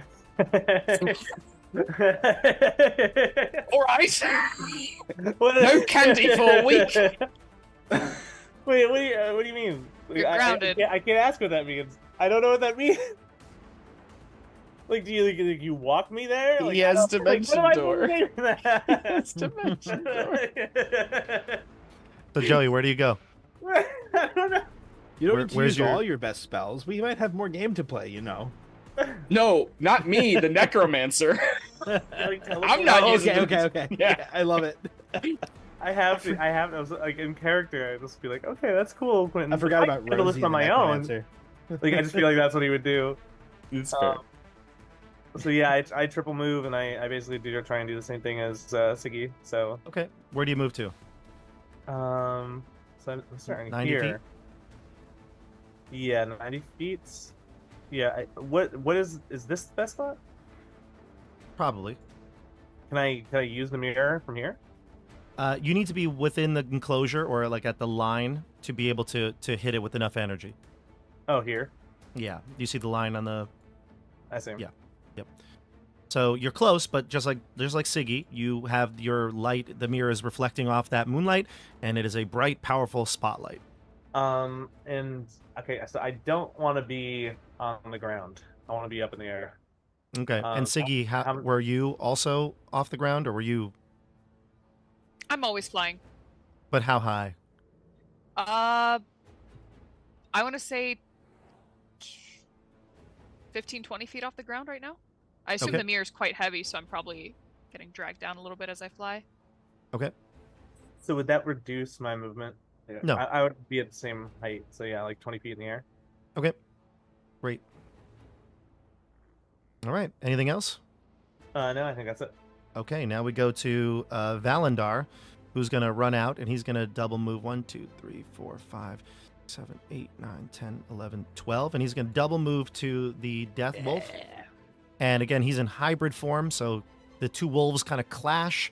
Their claws start to scrape at each other's hide, fur, Ooh, and yeah. they're going at it. It's like two dogs, just going at it, biting, nipping at each other. We jump into Quentin. I disagree. They would sniff each other's butts first. I don't think it's accurate. True. They spend a full minute. Full 10 Getting round, acquainted. just circling each other. Just one last clarifying: is he necromancer stats or necromancer wizard stats? Because I know that Separately, Necromancer Wizard. Okay, that's actually kind of better for me. Yeah, he's I am pretty going powerful. to. He's powerful. What? Yeah, he is very powerful.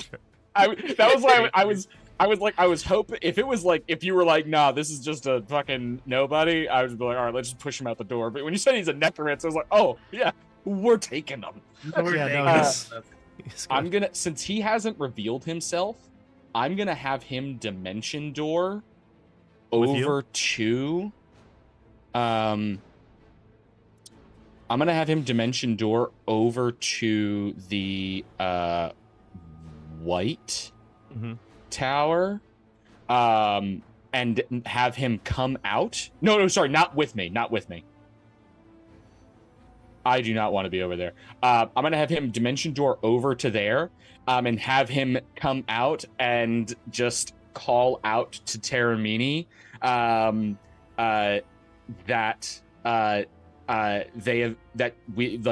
the order has been betrayed. I've come to aid you, and come out and just sort of use his action his action is to dimension door. He uses his movement to get, I guess, to right there is fine.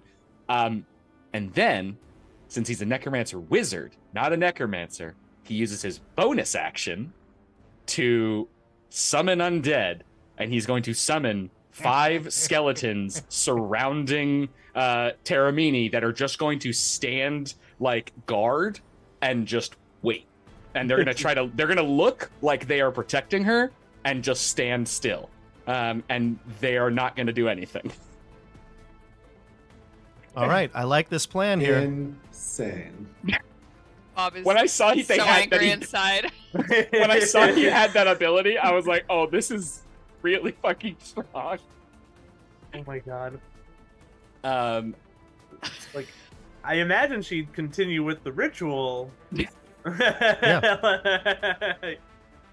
Maybe even like slower because she feels more confident in the situation. Teramini, we have been betrayed. I have come to your rescue. Here, take these guards. And he waves his hand, and slowly materializing are these skeletons surrounding her hardened moonlight dome that she's in. Like, why would you summon level if 1? if only we had you in our acting troupe when I was younger. Well done. I am then going to move up and just call out, damn! They have a powerful and certainly on their side necromancer! I didn't expect this! We are damned here! That's amazing. Inspiration point, Randall. That's amazing. Inspiration. Oh my god, that's glorious. So you get to That's you so get to glorious. free action give commands. Yeah, I could give, if I want to like literally pilot him, I can do stuff, but like I can just give commands to do stuff as well. With free actions the whole With free time. action for dominate person. I would it. argue, though, depending on the complexity of it and what you need to tell him, it might be your action. Sure. But you didn't really use That's- an action this turn, so it's fine. Yeah. Do you? If you want that to be my action, I'm cool with that because I did make him do a lot. Yeah, I think that seems fair. And Okay. you came out and made the boast of him being there, and I dug it. But yeah, he did his thing. Okay. Awesome. Yeah. I think that I don't quite want to use one of my bardics yet. So I think that's gonna be my turn. Okay, Yeah, great. I'll just move. I think that's my movement, right? Yeah. Yeah. I'll stay about there. Well, That's my turn. Teramini is going to go now, and she is going to, in much more safe and secure tone, call out to you and say, "The time of the Blue Fire Wardens is over." And she's going to use the rod, and it's going to surge with green, like, sort of necromancy energy. Or it's not necromancy, excuse me, just green energy. And it is going to pulsate that energy through the dome of the moonlight. And let's see here. Siggy, Rowan, Quentin, Vogos. Let me see. 1, 2, 3, 4, 5. Sasori as well. Sasori, Quentin, Vogos.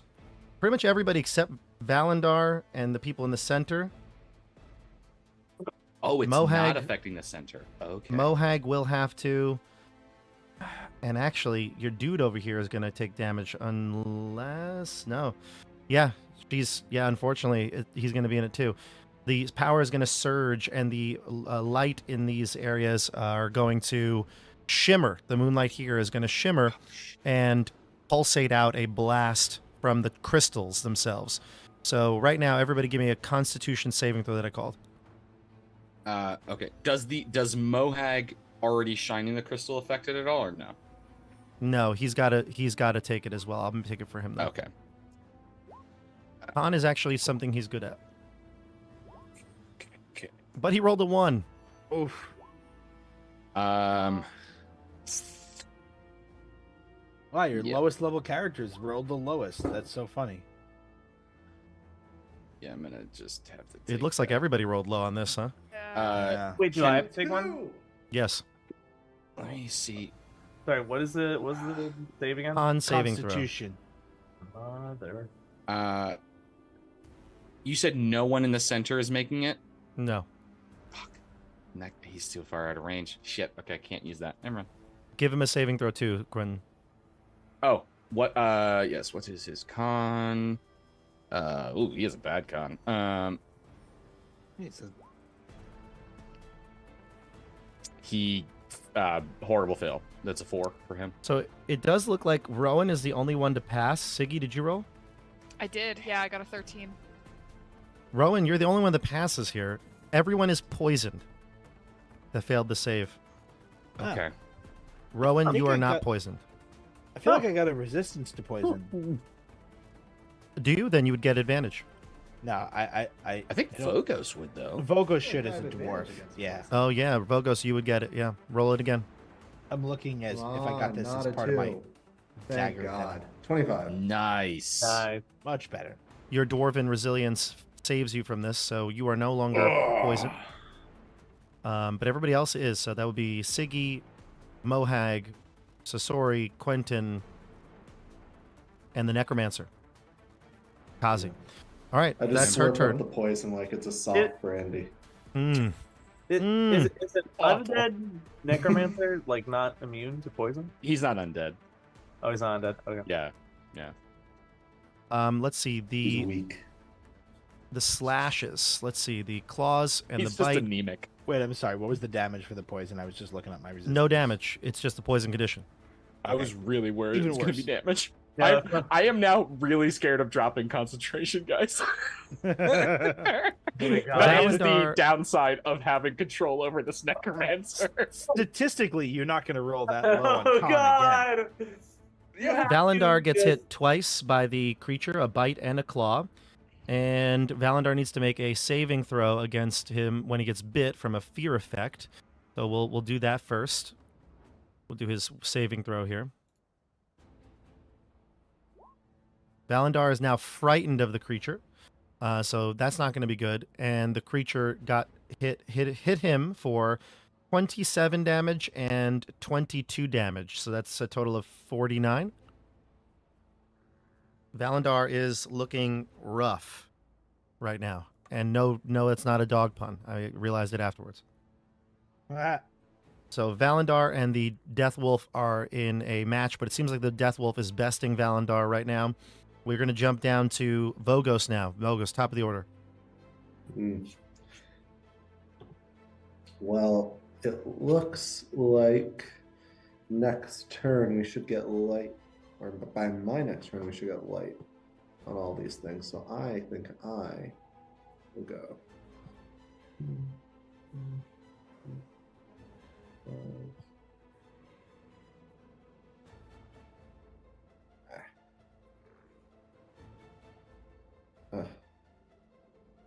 Is she? If I'm here, would I be able to attack her?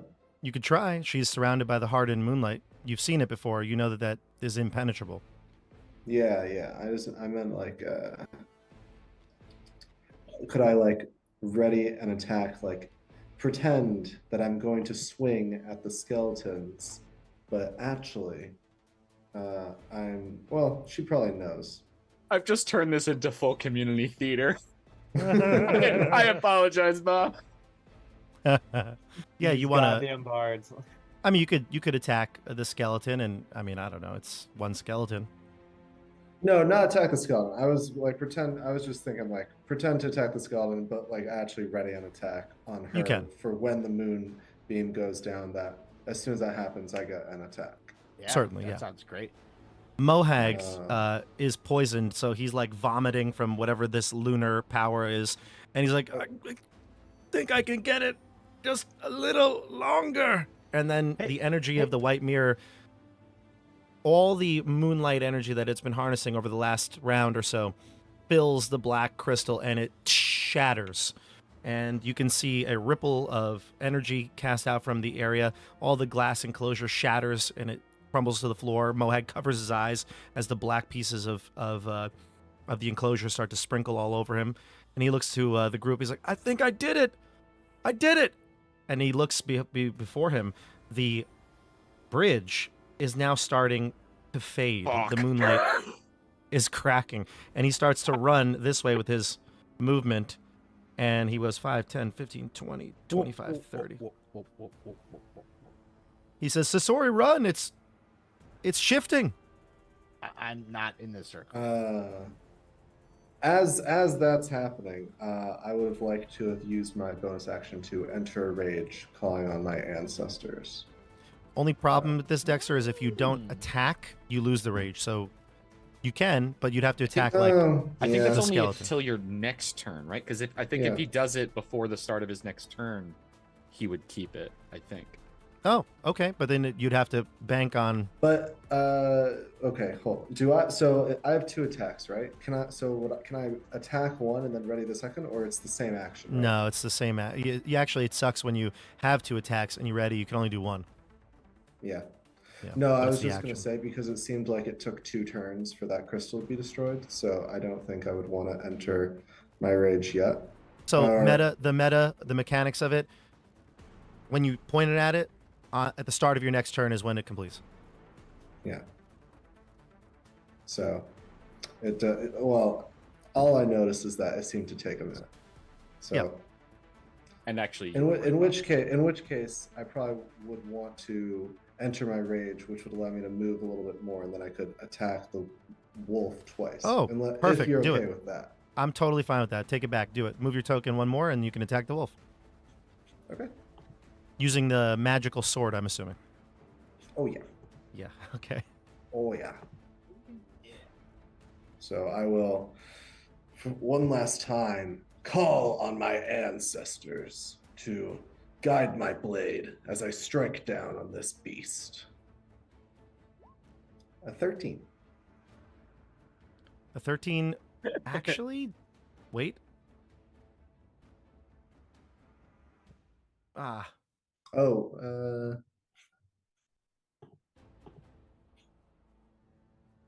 A 13 does not. ah, Does not. are you sure? Yeah. But you have 2 attacks.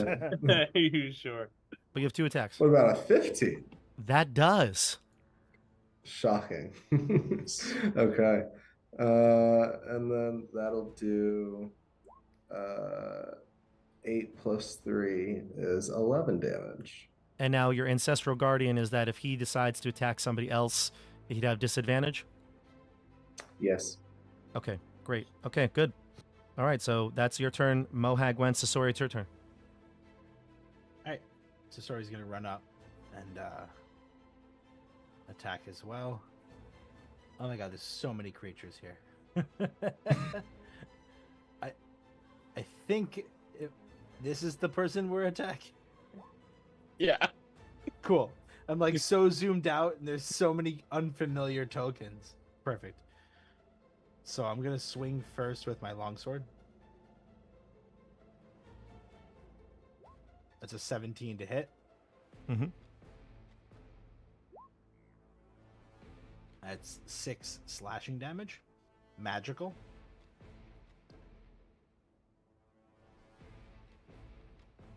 The damage goes through. Okay, yeah, that's it. Just 6 magic plus 2 longsword. Now I'm going to attack with my dagger venom. That's a 16.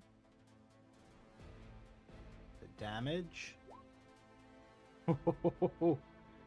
is 6 piercing, 13 poison, and 16 sneak attack for a total of 35 damage. Take out the poison. Wow. And take out the poison. poison. Shit. So 23. Is that right? 22. 22. 22. Okay, great. 22 damage. Mhm. And additionally, I'm going to bonus action second wind. Okay. Let's see what that D10 gets me. Of course it does. 5 HP. But I'll take Okay, it. 5 Actually, HP. that's a fairly large percentage of my total right now. So, Fair enough. End of your turn. end of my turn. Siggy and Rowan, are you doing the mirror action here? Oh wait, no, I'm sorry. I'm gonna back up because I can. Yeah, totally. Yeah, I will, when I can, get into better position and do the mirror action. Go ahead, Siggy and Rowan. You can do your turns, move your tokens to the line, and then you can do the mirror action. I also want to like cover above my normal. I want to go to like maybe like 50 feet. Well, you have to be able to get in the enclosure because How tall does the enclosure get? I'd say 10 feet. Oh, really? Oh, so I have to actually go to the ground. Yeah, like when you were in this tower, it was like a glass enclosure, like a roof over you, essentially. I see. All right. Yeah, But we're still okay because if the thing starts disappearing, we can just fly back out. Yeah. that's true. So you start blasting with the mirrors, and you seem to have found the right combination. Or like it said, Lunatari prevails over Solinari, Solinari prevails over Nuatari, and Nuatari over Lunatari. So the lights seem to be working, and the crystals start to shake. And again, like massive amounts of energy are about to be released. We go to We just need to run some Valandar. turn. Valandar is going to make his attacks, his bite and his claw. He'll attack and hit. Because he's got fear effect, both of his are going to miss. He curses this damned wolf, and he's going to stay there. He doesn't want to. He would prefer to draw the attacks, so he's not going to leave. Let's go to Valandar. Quentin, you're up. Oh, Okay. actually, Quentin. Oh. Sorry, something's going to happen before you go, Quentin. Oh fuck. Oh no. I was really worried when you said that the thing was starting to fall apart. It is starting to fall apart, but that's not what's happening. Oh, okay. So here's what happens. Right next to Vogos and Valandar, the Death Wolf, a black swirling mist appears, and Oh, it no. coalesces into a creature towering over you, humanoid, but clearly no longer human. It is the Lord Soth that is the famed Lord Soth in Dragonlance, and of course, Vogos, you know what he looks like, but the rest of the crew may not know what he looks like, and Dexter may not know what he looks like. So I'm going to show you all. So You can see he's wearing this this helm, and he's completely covered, head to toe with this intricate armor. You can see inlays of the rose, because he is a Knight of the Black Rose, all over his armor, and you can see two glowing red eyes. That's the only real semblance of his body that you can see. And he stands there, and he looks towards the situation. Teramini, like in her moment, she's still focusing on the ritual, but she says, Lord Soth, please, we have this under control. And he says in a horrifying voice, one that is unnatural. Like this. He says, "You have failed me for the last time." And he swings at Valandar, who looks like he's an easy target. Let's go with... Yeah, we'll do this. So, if Bum, Quentin bum, loses bum. concentration, we have to fight Teramini, Lord Soth, and a Necromancer wizard. It'll be fine. It'll be fine. Oh. Since I'm about to get my turn, I'm going to Silvery Barbs his attack. Okay.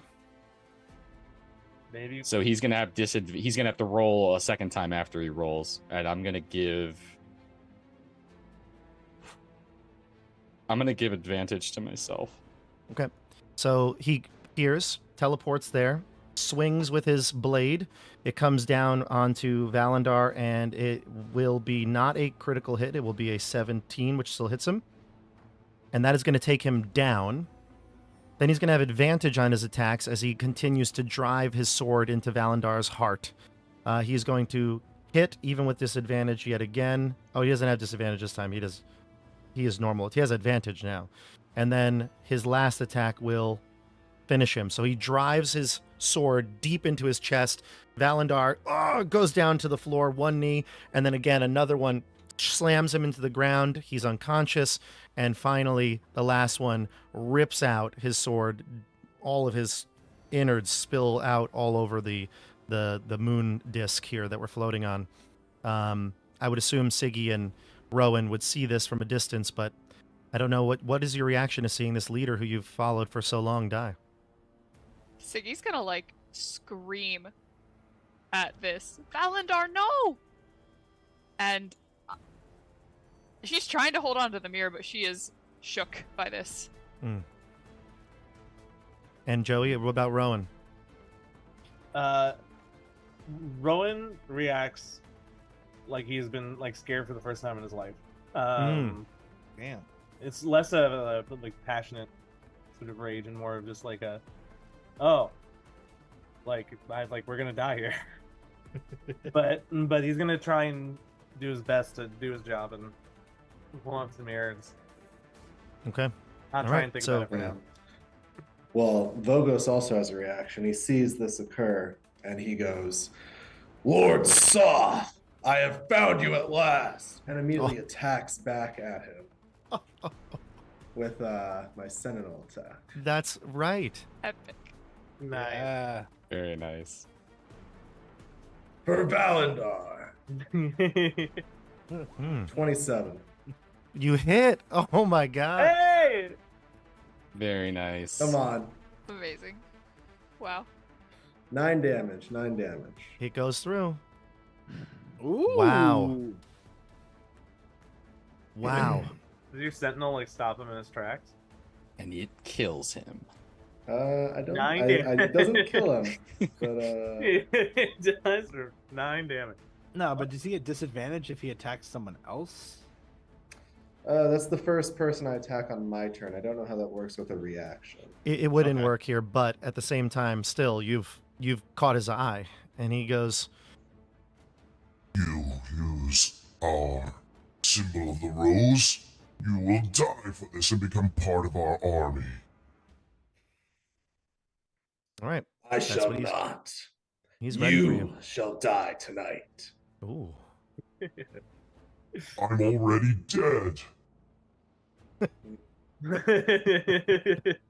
Shitty comeback. I'm confused on Quentin. what her mission is. Quentin, you're up.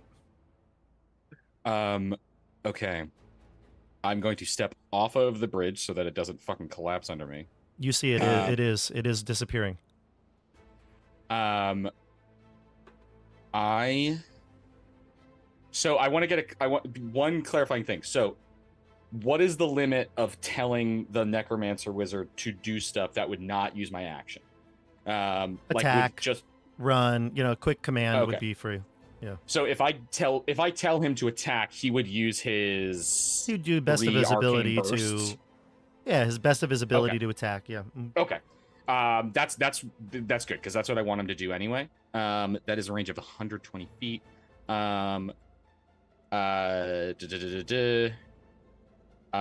Would I be able to tell him to move and attack without using an action? Yeah, it's fine. Okay. It's like charge forth and attack. Something like that. Amazing.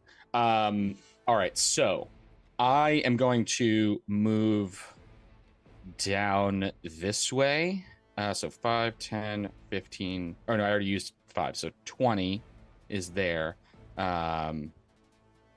And I'll move another 10. I'll get to there with my full, or I'll get to there with my full movement. I use my movement to get there. I am going to use a bonus action to do unsettling words on Lord Soth.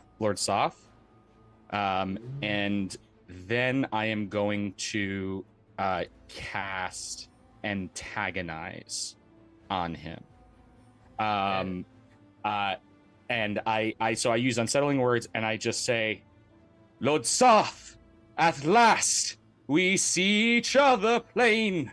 Monsieur Lemmiard, soon you'll wear a chain. And I've been that from holding on to Romeo and that since Juliet? the I've second heard that. I you think said that's Romeo Lord and Soth, Juliet. by the way. Les Mis. Les Mis. And know, so I'm- he gets a minus D10, and he has to roll a wisdom saving throw, DC 17. He This is the first time passes. Ever seen this spell? He passes. So you want to roll your D10? Oh, yes. I will roll the D10. Would a 3 put him to a failure? So it would. So what he's going to Okay. do is he's going to use his legendary resistance to succeed. Ooh. Okay. That burnt a legendary. Honestly, it wasn't an incredibly powerful thing. But I wanted to draw his attention. He still takes... Does he take half damage? Takes half damage. So he would take 5 psychic damage. But he doesn't have to use his reaction to attack the guy.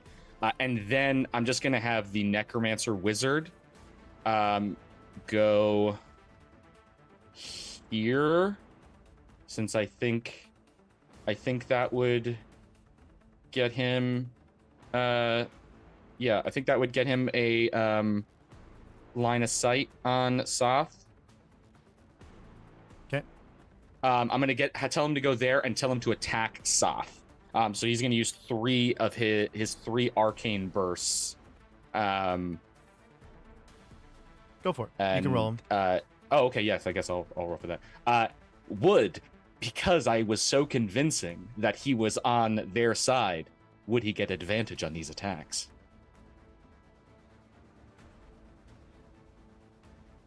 I got to look up something real quick. We can make the rolls, and I'll tell you if he has advantage. Auto crits. Auto crits. What book is that from, Randall? Antagonize. Relatively, which book? I forget which book. Book of Many Things. Okay. It was it was one of the. It was the book that they did the new Deck of Many Things stuff. Yeah, that's what I'm saying. I've definitely never seen that spell taken or used, and I like it for a 3rd level. Yeah, it's a newer spell. I really dig it. It doesn't do crazy damage, but it's a very fun thing to. I have a few different spells that can burn people's reactions in fun ways. No, you don't. You don't get advantage. What was the attack? I didn't roll it yet because I wasn't sure if I get advantage yet. You don't. So his first attack, he gets a +7. So I'll just roll all 3. Roll all 3. +7 on these attacks. Yeah. That's 2 18s and a 10. The 18s hit. Okay. So then he does. It's all necrotic damage. Mm-hmm. It's 4d10 +3 for each beam, so it's 8d10 +6. Quentin, So he it takes does 68 points of it does damage. it does no damage to him. Because he's fully immune to necrotic? He seems to be immune to necrotic damage. Fuck. Okay. No. Shit. All right, you can jump off the roof now. You can go. All right. We go to Teramini. Shit. She's going to beg Lord Soth that she's got this under control. I have it, Lord Soth. I have control. And the Death Wolf will go and attack. It's going to attack Vogos. You're going to get hit twice, unfortunately. First one is going to be 10 slashing and 6 necrotic, so you'll have the slashing for 5, so it'll be 11 because your rage. And the second one, the bite, is going to do 21 piercing, so that'll be half to 10, plus 11 necrotic. So I think in total that one does 21 damage. 21 plus 21 plus 11, so 32. 32. Are you still up? I am still up. It both got passed because I have the +1 shield now, so I have AC 19. Both got past 19. Yeah, by quite a bit, yeah. And you have to take a wisdom saving throw or be frightened of this wolf. Uh-oh. You're frightened. Am I very frightened? You can't move closer to your source of fear, but you could stay there, and you'll have disadvantage when you attack. All right, That's not fine. looking good I'm for you, going Vogos. Soth. Not looking good. Vogos, you're up. Ahem.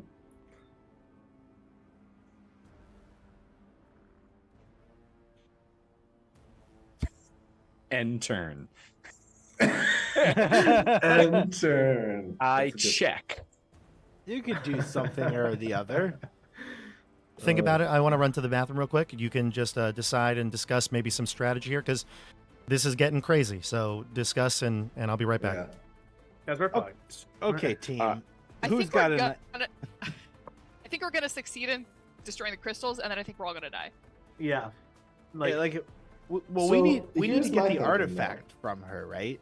Yeah. So Yeah. are we just someone... gonna fall to the ground? Yes. Not me and Rowan. Possibly. So the two people who can fly are not gonna fall. Okay. Unfortunately, the two people that can fly are also the ones carrying the mirrors, which will be closest to safety when it starts to crash. Yeah. Which is why I'm thinking about dipping, but I don't know. I'm pretty okay because I have Dimension Door and I still have a couple 4th levels. So I can, if I can get to it and grab it, I can Dimension Door away. Theoretically, I could also have the Necromancer do the same thing because he gets Dimension Door twice. Okay. So just to say, like, Sasori has no reason to stay. If someone just gives me some, like, direction, I'd really appreciate it, because I feel like my character has no reason to not be like, I don't know what we're doing here. Goodbye. I mean, I then think- maybe you I think want you're to closest- to the mirror. I think the closest exit did just collapse. Yeah, so maybe you're trying to get to one of the other exits, and Yeah, but I maybe you can can triple take move. the mirror on the way. That's true. John, you mean you're not here to support your boy Mohag? You're not here to just like risk your life to save him? Mohag wants to leave too, but Yeah, like not a single person, not to like go over, but not a single person has given me a reason. All you had to Yeah, do is we're here to save the world. Then I'd be like, cool. I told you that we are here to. We've said that. I think also Quentin told did you I say would that. make you famous. Yeah, he's I gonna did- write songs about you. I did like the songs part. You are right about that. But he doesn't wanna know how you'll be saving the world exactly. yeah, and I want to be alive to hear the songs. So I can bring you back to life. not if you're dead. Now, Just correct me protect if I'm me. wrong. Correct me if I'm wrong, but all the other two are going to go off this round. The other two mirrors. Years. Yeah, which is going to cut off all exits and possibly collapse the whole thing. Yeah, We that's don't- what. We That's don't what I'm really know. Well, did just the bridge collapse over here, or did it start like collapsing farther? It's into, so it's like, the it's what's center? really happening is it's disappearing. The moonlight is disappearing. Okay. And do we see how far has that progressed? About to the edge of the causeway here. And is it continuing or does Yeah. it stop there? It looks like it is continuing but slowing down. Okay, so it's gonna take out the whole thing, but it's gonna be progressive. Yeah. If we can call one of them sweet rocks to come and That's what I was thinking. swoop under us and pull a Gandalf, that would be fantastic. Yeah, let's try animal handling one more time. Let's see if that works. We established that too. Rowan, now's your time to shine. All right, Can I so fly and like go grab one? right now it is Vogos, your turn. What are you doing? We didn't talk about that at all. I think Vogos? I think Vogos is bringing down the hammer. Let's do it. I mean, although Vogos isn't an idiot, Vogos would understand. Vogos is talking in the third person. Vogos would understand that he thinks that this entire thing is about to collapse. So I don't know if Vogos would die. Problem is, how would he survive? Well, would be what the does way he do? in which he would survive? He can run pretty far. It seems like the middle is gonna collapse after the edges. So Yeah. How's Also, the if how's you the run- how's the gravity feeling here? Do we think we could jump double the distance right here or no? Yes. So Yeah, I I've got could that definitely jumping jump. thing. So you want to disengage and jump?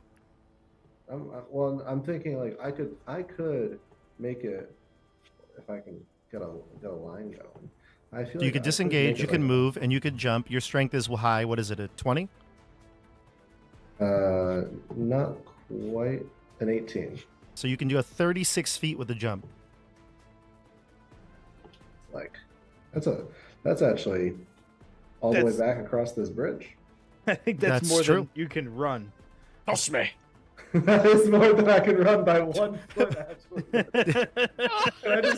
Can I triple jump out of here? Yeah, You- exactly. No, dude. Just disengage and move first, get a running jump, and then jump. I mean, Bum, jump ba-da-dum, to one of the ba-da-dum, 3 moons in the sky. Bum, That's what. ba-da-dum, bum, bum, ba-dum, So if you want to do that, you bum. can. You have plenty of movement, yeah. I think I have to. You do. So I'm gonna do that because I'm afraid. And I'll get back all the way over to here. Do I have any athletics check that I need to do for you? Don't need to. That's automatic. Great. Yeah. It's a Excellent. bad sign. Well, you jump over the broken path, and you are now on the safety of the tower. All right, so that's your turn. Mohag. Mohag sees you do that, and he's like, I'm going to do the same thing. And he's about to run. But then he looks back, and he sees Sasori. Sasori, does it look like you're going in or out? I feel like I look like I'm looking towards Quentin for direction. He looks to Quentin, he looks to you, and he says, you know what, Sasori? It's our time. And he Our time He to takes- shine. to shine. And he goes over, and he's going to attack this wolf. Oh god. It's gonna do like 4 damage. Moag has a magical weapon. It's actually like a +3 axe. He's a +3 axe. I made that up. He does He hit, think- and he it thinks does he no does. damage because it's not a magical weapon. Jesus. And he looks to Sasori, and he's like, I think I made the wrong choice. I made a mistake. Oh my god. Block Milk was a Moag. bad choice. He's going to attack Lord Soth, actually, with the next one. That's so funny. No, just Oh, a nat 20 on Lord Soth. Oh! he's feeling good now. Wow, yeah. Let him do damage. Shining Come on. moment. Is this? I mean, he does kind of look like Sauron. Is this his Isildur moment? Is No. You know, for as long as he lives, it may be short, Mohag will have crit Lord Soth. And he does a total of 15 damage to Lord Soth. Nice. It goes through. It does go through. Lord Soft is weaker than a vampire or werewolf. I've learned that today. Not quite. Lord my ass. Not quite. Yeah.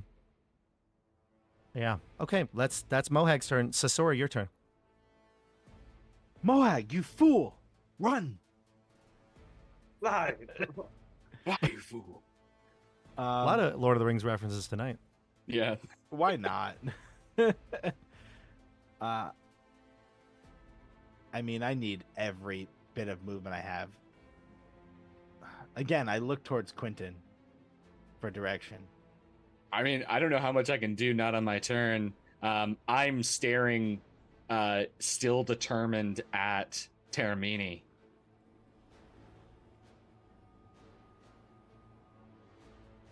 Sasori, come! All right, so Sasori's gonna run in this direction, and I need to measure here, but the tool's being annoying. Okay. Because wasn't my entire goal just to make sure Sasori lived? Kind of. But your goal was to kill Lord Soth. I don't know that I Ah. can jump that far, but I do know that I can triple move that far. You can jump that far because it's double the amount you normally would jump. So your strength is what? 0. Your actual strength number. 10. So you can jump 20 feet without having to make any check. Oh, I thought it was 35. Oh, so it is just what it is on the board. Okay, I misunderstood what we were talking about earlier. That's why I was freaking out. So you can move, dash, and jump. And I'm just gonna say, Vogos, because you gave me the direction, I'm going to listen. And I think you like catch my hand as I barely make it over. You grab his beard. Exactly. Thank you. Oh. Beard. 1 hit point, it kills him. No, that'd be cruel. All right, that's the end of your turn, Sasori. We go to Siggy. Rowan, are you at the start of your turns? The light would happen. Now, Siggy, you go first. So technically, at the start of your turn, the red crystal explodes, and a burst of energy comes, and you can see the beneath you, where if you were on the moon disk, the pathway is starting to deteriorate. Do you want to do something now that the crystal has been destroyed? Do I see any value in holding on to this mirror? I don't know.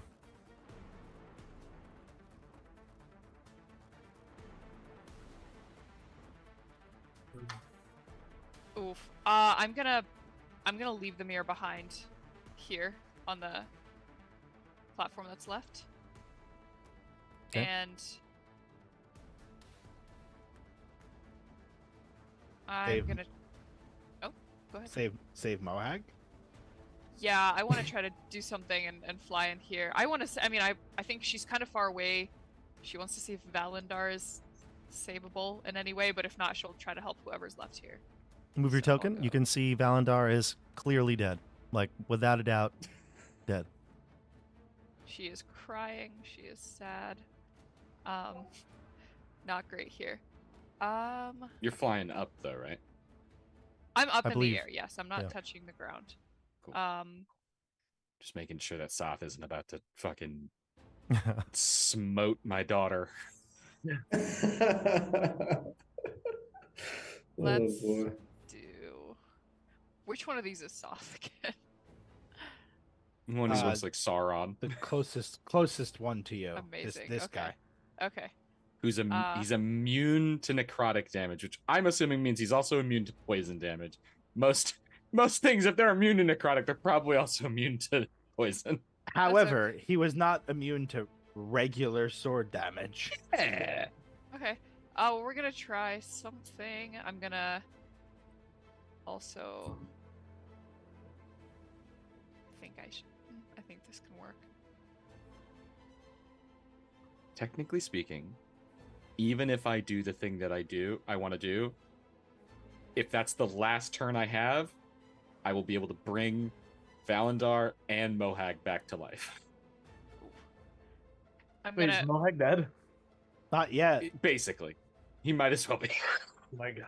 I I'm think gonna move. I think Okay. he has Featherfall. I think his hairpin is actually Featherfall, so we're good. I'm gonna. I need a little bit more movement, so I'll move a little bit closer with my bonus action, and then I will use Witch Bolt on Lord Soth. There have been a lot of Star Wars things in here too. Yeah, it's a 13. He looks to Siggy as the blast whizzes by. Doesn't hit him. Damn it. Ugh. You're next, fairy. Uh-oh. You hurt my friends, and I'm gonna hurt you. Oh, I didn't hurt him. I killed him. He'll be joining my forces shortly. All right, that's the end of your turn, Siggy. Correct. Yeah, that's all I could do. All right, now we go to Rowan. Rowan, the last gem crystal breaks, explodes with the energy of the moonlight that you've been shining on it. And again, similarly, if you were on this floor, the moon disk is starting to wither away, and it gets, the platform that you're on, this like little causeway, is what goes first, but it's slowly traveling. Eventually, the whole disk is gonna just disappear. What do you do?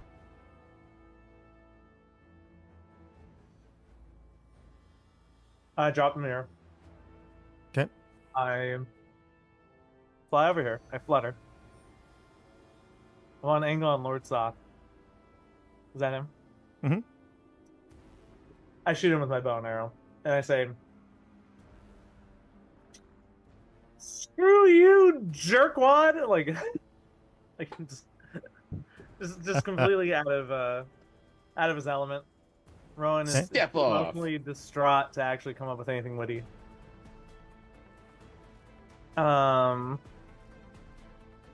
Pew!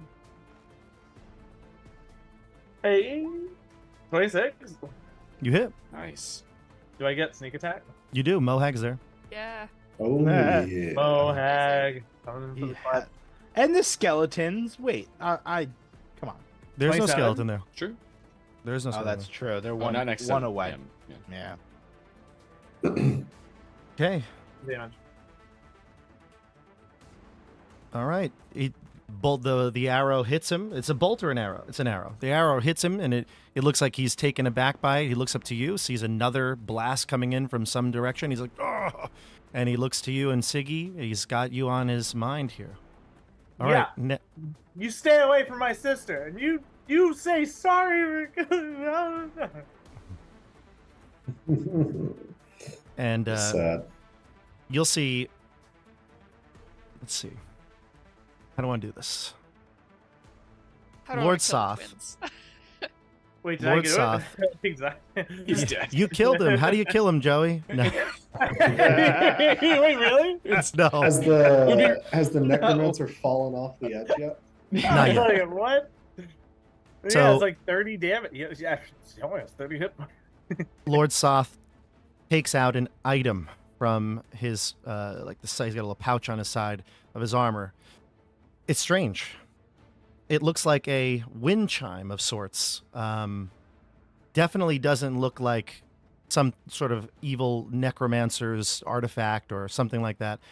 It looks like a wind chime. It's got a crescent moon sort of at the top. Of Maybe that course. looks like a hook. It would be onto some branch of some sort. And he says to you in his deep, dark voice, It's a shame that I won't be able to see the looks on your faces once I get that rod piece. and slowly his voice changes and his appearance changes, and he is no I longer knew it. Lord Soth. I knew it. He takes off Fuck. a crown on his head, Knew it was gonna be fucking Kaz. and it is the vampire What? Cass. Fucking Once the prick. crown comes off of his head, he transforms back into his form, and the chime rings. And everybody here, I need to know how many hit points you have. Oh fuck me. That's Is this a that's spell? never a good question. It's never It is I not a spell. I Put have them in the 4 chat. Tell you how do you want it? Just tell me how you could call it out. How much you have? 28, 35. 44. 44. 67. Siggy, 67? Yeah. Mohag is at 23, I believe. What about Quentin? 92. We all take 50 damage. Quentin and Siggy, you need to give me saving throw. Oh, Yeah, I'll tell you what it is in a fuck, I second. know what this is. Shit. What kind of save? I'll tell you right now. You need to give me a... That's interesting. That is I think it's interesting. actually. Constitution. I like that. Well, on a especially in our position, we like that, Dexter. Oh yeah, come on. That's I was Charisma. really expecting to A charisma Charisma save? saving throw. explode. Charisma. Charisma. can't Terrible charisma. fuck. How far? Do I see anyone else making this save? Well, I'll tell you what it looks like once you make the save. There's nobody, except mechanically, it's you and Siggy making the save. Everybody else is fine. Okay, What I'm about- gonna what silvery about the other barbs people? myself. What about Teramini and Elkazi? Don't worry about them. Just focus on these guys for a second. What is you? I'm What are gonna you doing? silvery barbs myself to give Siggy advantage. Okay. Okay. I rolled a 15 on my first and an 11 on my second. Okay. And what about you, Quentin? One of you still has Bardic Inspiration, by the way. Don't forget. I think have it's a you. 13 I'm gonna use my point of inspiration to try to re-roll that. Okay.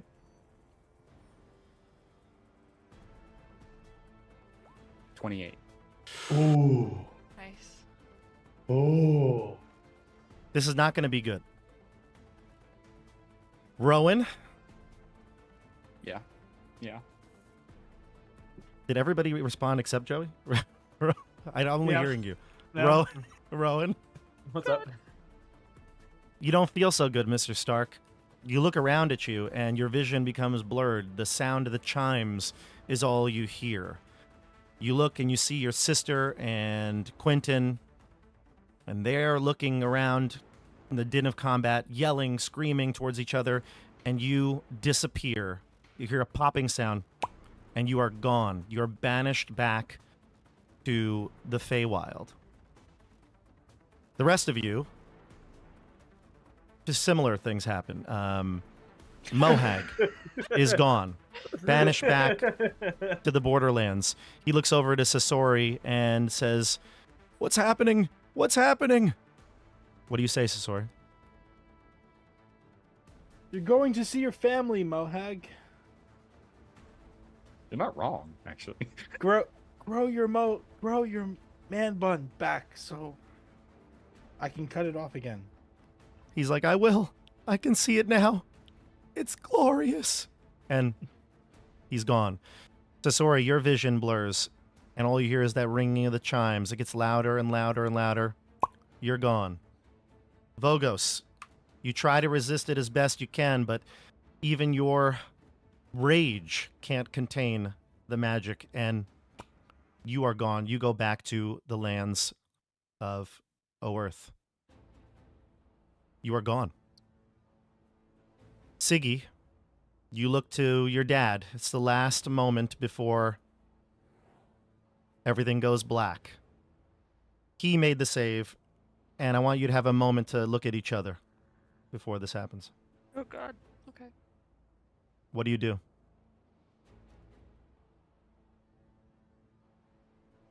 Do I see Rowan disappear?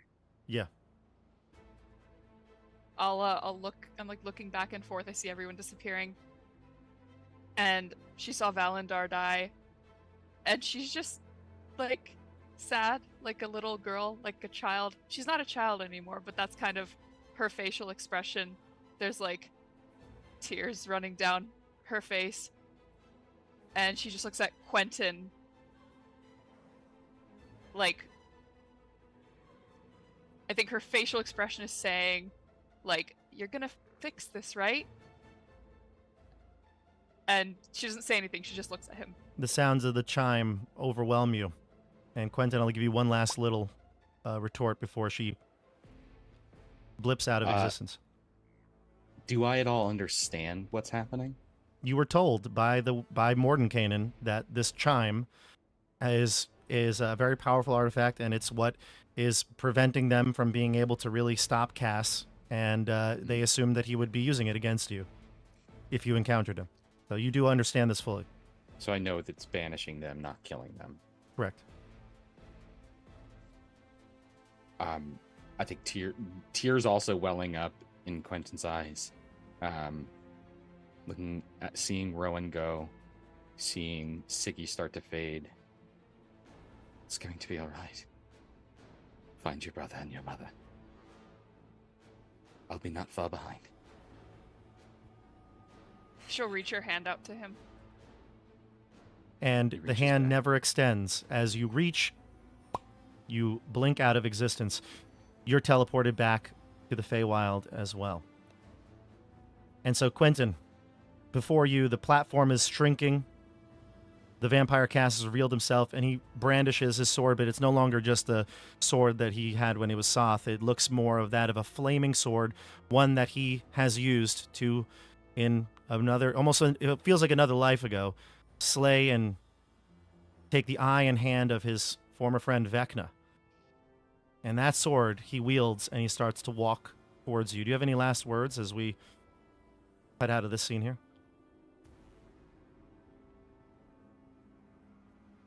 Just looks at him, looks at Teramini, the fallen, the places that his allies had disappeared, and says, "You should have kept the other face. This one's far uglier." He says, I'm going to enjoy watching you die. And me taking that crystal. He looks over to Teramini, points his sword as he's casually walking towards you. He says, you, when you get out, we'll have some words. And he moves over towards Quentin, and the scene will go black. Rowan and Siggy, you find yourselves home on the Feywild. You are at literally your home that you've made with Quentin. This seems to be the place that the banishment sent you. Your mother is not there right now. Perhaps she's out of the house, but you're here and scrambling for what to do. I'm sure the reaction is to hug each other or some sort of embrace. Biggie, what happened? Where's Quentin? He stayed. I don't know why, but he stayed. What do you mean he stayed? Why would he stay? I don't think he had a choice. What do we do? Siggy just shakes her head. She doesn't know what to do. But a thought does come to your mind. You know that Oscar and Boomy have been fighting the good fight on the material plane. Perhaps they'll know what to do. And so the two of you are determined to figure out how to get your father back, but at the same time, continue on with this quest. And then we cut the camera to Vogos. Vogos, you find yourself in the jungles. The jungles that you found familiar long, long ago when you were an archaeologist, basically going through and raiding these temples. But it almost feels bittersweet because to you felt like you had made a new home in Kryn, and the idea that Lord Soth, you were about to face him, was all a lie. Your reaction, Dexter, to being stuck now in the jungles once you're home, decade ago. Vogos gathers himself, thinks about the friends he made in Kryn and this last adventure.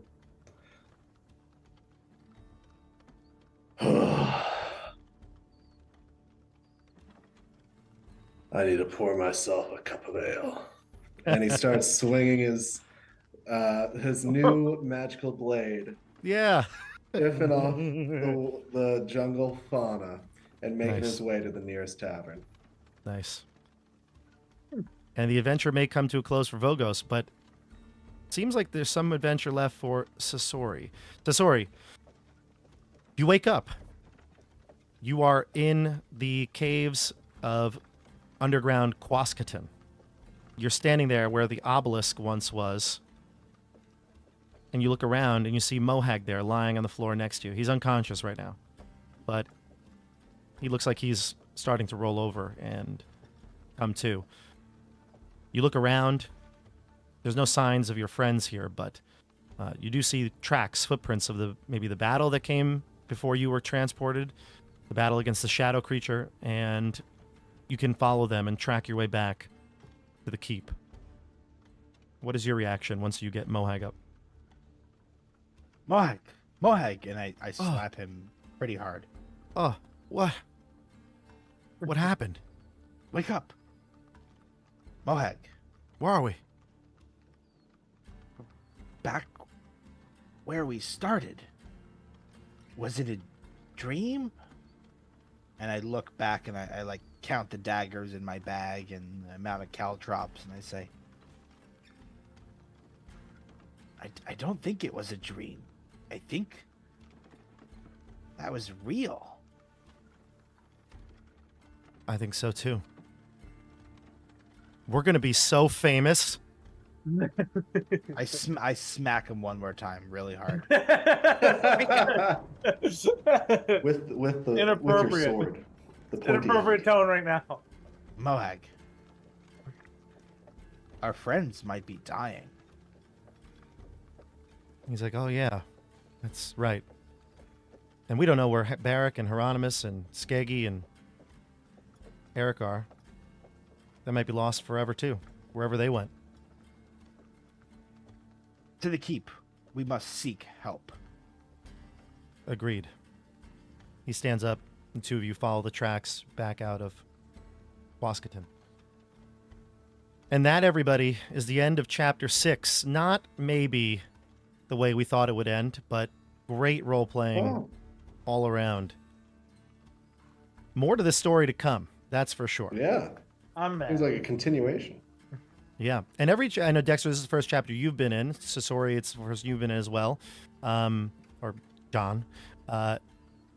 This has, each end felt like, okay, but now what? And like, that's where we're going next. So where will this go? Next week, though, it'll be a brand new cast.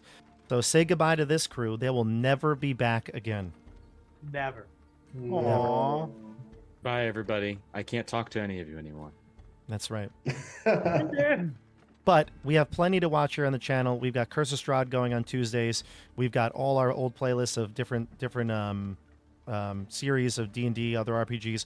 Also, check out the player guide, because if you liked seeing these people playing these characters, they are all from different stories. So check out Keep on the Borderlands, Hidden Shrine of Samoa-chan, Wild Beyond the Witchlight, and all the others too. Check out the player guides, and we will see you on the tabletop. Have a good night, everybody. Thanks for playing, guys. This is a lot of fun. This is a good group. Yeah, everybody. Really enjoyed it. Good night, y'all. Good night, everybody. Night.